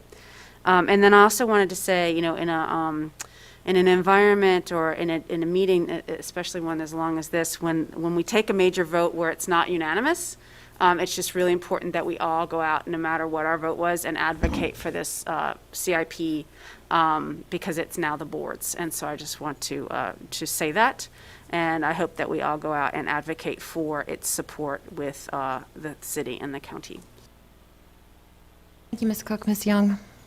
Yes, well, thank you, Greg, for bringing up the holidays, but I wish to thank all of our staff and Dr. Herron and her cabinet for preparing us on a daily basis for what's happening. But I want to wish the staff and everybody a wonderful, restful holiday, and please just take some time for yourself to renew yourself and kind of let all this craziness go. I remember when Mr. Kelly, I said, this is a year we'll never forget, and he said he couldn't wait to forget it, and I think most of us are certainly in that boat.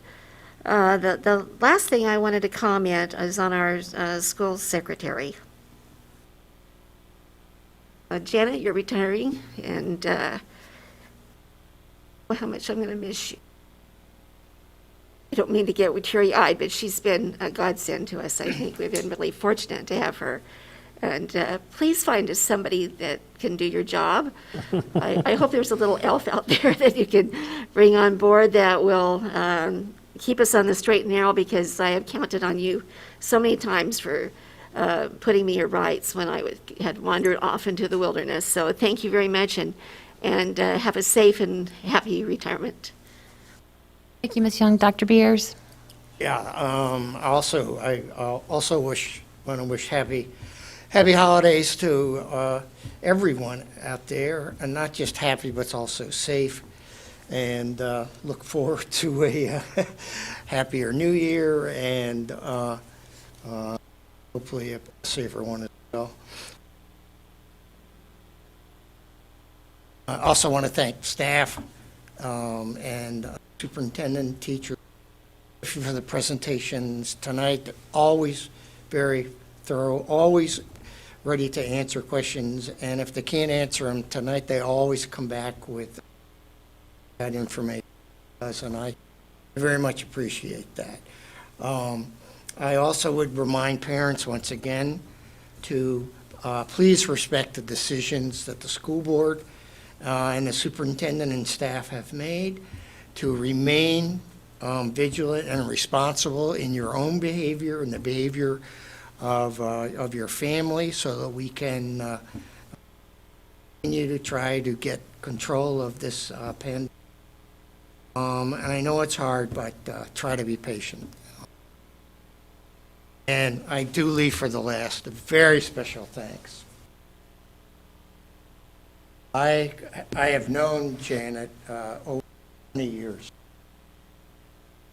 And Janet is the consummate grace under fire or stress, flood, hurricane, whatever it might be. And the only thing I worry about is who in the world is going to help me keep track of where I'm supposed to be, when I'm supposed to be there, if Janet's not here anymore. That's really going to be a challenge for me, but I wish her all the best in her retirement.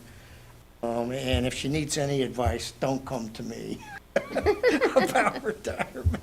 But I certainly want you to enjoy it. Don't go run for the school board. I think we've cured her of that. That's for sure. I will add on to Janet. So I've been here for 10 years, and the members of the community can't appreciate what Janet does for us. Those of us who have sat at this table You know, she's always been the Wilson in Home Improvement behind the fence, and you don't really see her, and she doesn't, but she's pulling all the strings and making sure that we're all in the right spot and have all the things that we need. So it's been a pleasure working with you, Janet, for the last 10 years, and I wish you well, and I appreciate everything you've done for us, and you will certainly be missed. So a couple things just to tie up some things that we had tonight. I hope the community and the public understands that we do want kids in school. We do want kids on the athletic field. These decisions are not made without some significant thought and some serious consideration. There's a lot of variables in the equation of do you put kids on school buses? Do you put teachers in the school? Do you put put them on the athletic field? And it's easy to say that you'd make a different decision, but if you're the one who's in the spot where you're making a decision for 1,700 staff members and 11,000 students, and then all of their families and all the weight of that consideration, and you can say that people, there's not a lot of fatalities in this day and age, but if you have one, on a micro scale, that's on you. And so I just want to hope the public understands that, and I just want to send my appreciation to Dr. Herron and her staff for navigating through these last 9 months, I guess, and all the thought and consideration and the work that you've put on this. And I know from this board member, and I think from the rest of the board, we do appreciate the work that you've done and the work that your staff does, and I think the community does as well. So thank you for all of that. I do also appreciate Mr. Dowell's grounding us and saying that we have good teachers here now, and that they are doing. We do have great teachers here now, and we do have great teachers doing work for us. Fantastic teachers. Fantastic, phenomenal, even. And so I do appreciate you bringing that point up in that conversation. So I just wish everybody a merry and safe holiday season, and look forward for a less eventful 2021. Thank you, Mr. Kelly. Ms. Hummel? I also want to wish everyone happy holidays. I want to my hope is that everyone, our parents, our children, our faculty, the teachers, the staff, the administration will take the holiday break as a time to pause, catch a breath, recharge themselves for what I consider to be like the heart. It's like when you're running a marathon. We know this vaccine's coming. We know we just have 3 or 4 months that we have to get through. And yet, it's like when you're running a marathon, not that I've ever run one, but you hit that wall, right? Like, I think we've all... So they say. Yeah, so they say, so I've heard. You hit a wall, and then it's like the last 3 miles are the hardest. Or, I won't use that analogy, I'll use my analogy of driving from Williamsburg to Lake Geneva, Wisconsin, where it's a 21-hour drive, and you're doing great until you hit Chicago, and you've got a huge backup, and it's the last 3 miles, the 3 hours that's like the hardest 3 hours to drive. And that's what we're looking into starting in January. So I just want everyone to just take the holiday to refresh, pause, and pat themselves on the back for making it through a horrendous year. I wanted to thank the teachers that called in tonight. And let us know their support of the superintendent. And I don't know what's possible about going back virtually or staying in the classroom. I will leave that to Dr. Herron, but I do really appreciate their opportunity, to call in and give us their views on things. And then, yes, I'm going to miss you, Janet. I'm going to miss all the emails and the reminders. So we all are. Meow, meow, from one of the cats that you heard every day. Thank you. So, that's it. Oh, and I'm going to thank you later, right? Are we going to thank you? Let me say. Yes, let's do it now. Let's do it now. Wait a minute, we're going to do it now before you talk. Okay. Because we appreciate you. We're going to give you this, because this is your last meeting as chair, and I don't know if any of the other board members can appreciate the sheer number of emails that Lisa Ownby sends out on a daily basis to the community. So thank you so much, Lisa, for being our chair. Thank you. You didn't know that this was going to hit you when you agreed to be chair. No. So, No. thank you. Okay. So, thank you. Well, and so, well said, everyone, and certainly, Janet, I don't think the community fully understands that none of us would be able to do our job if it wasn't for our phenomenal board clerk. And so you will be missed, and I can say that I'm glad that I am stepping down as chair because you won't be here. And so I won't feel it as horribly as maybe some other folks will. Leave it at that. But so certainly want to wish our community a happy holidays. And like Ms. Hummel said, this is an opportunity to regroup and recharge, and hope folks are able to do that, all of our staff and teachers and folks in central office, our superintendent. But tonight is my very last night as chair of the WJCC School Board. I've served for 2 years and will fully support the nominee for chair at our January reorganizational meeting. I would like to say that these last 2 years have been a blast. I've enjoyed working very closely with our superintendent. But, you know, all of 2020 was not particularly fun. Just saying. Not one of us, except maybe Bill Gates, could have predicted the COVID pandemic and the tough budget decisions and programmatic decisions that followed. And we're not out of the woods yet. We're hitting a wall. But I'm deeply grateful for all of my colleagues. And we're all here because we are all wanting to serve our students and our families and do what's best for our division. I feel strongly that the late night phone calls, the thousands of emails, the sleepless nights, the board meetings, the planning meetings, the joint meetings, the conferences, and the workshops that I've experienced in just the last 2 years, not 4, but 2, we're all a part of helping this division achieve excellence. And it's rise to the occasion of that commitment. There's a long road ahead of us. I have worked hard on behalf of this board to navigate uncharted waters, and I'll continue to work with my board colleagues and administration to serve WJCC schools. And so I want to thank each and every one of you for this experience. And we'll continue to support our students and our teachers and our administrators and our staff. And so those are very lovely. I know exactly where they're going to go. So thank you, everyone. So moving on to upcoming events, Sandy, you mentioned that CTE is meeting tomorrow. And then, of course, it's in conflict because I'm on both of those committees. I'm on the SAC committee. I'm going to have to be cloned tomorrow. Janet, that's for your information. Please take care of that. So, What time is the CTE committee meeting? 3, and SAC is also at 3. Okay, and they're both via Zoom. And then upcoming meetings, we have our organizational meeting on January 5. Well, we will reorganize and identify leadership, starting at 6 p.m., followed by closed session at 6 p.m., followed by work session at 6:30. Then our budget workshop begins on January 19th from 4 to 6, followed by a closed session at 6 p.m., and then a regular meeting at 6:30. There's no budget work session on the 5th? Yes, ma'am. Okay. There's a workshop also on January 5th. Okay. All right, so one on the 5th and one on the 19th. So unless there are additional comments or questions, this meeting is adjourned. Drop the mic. Drop.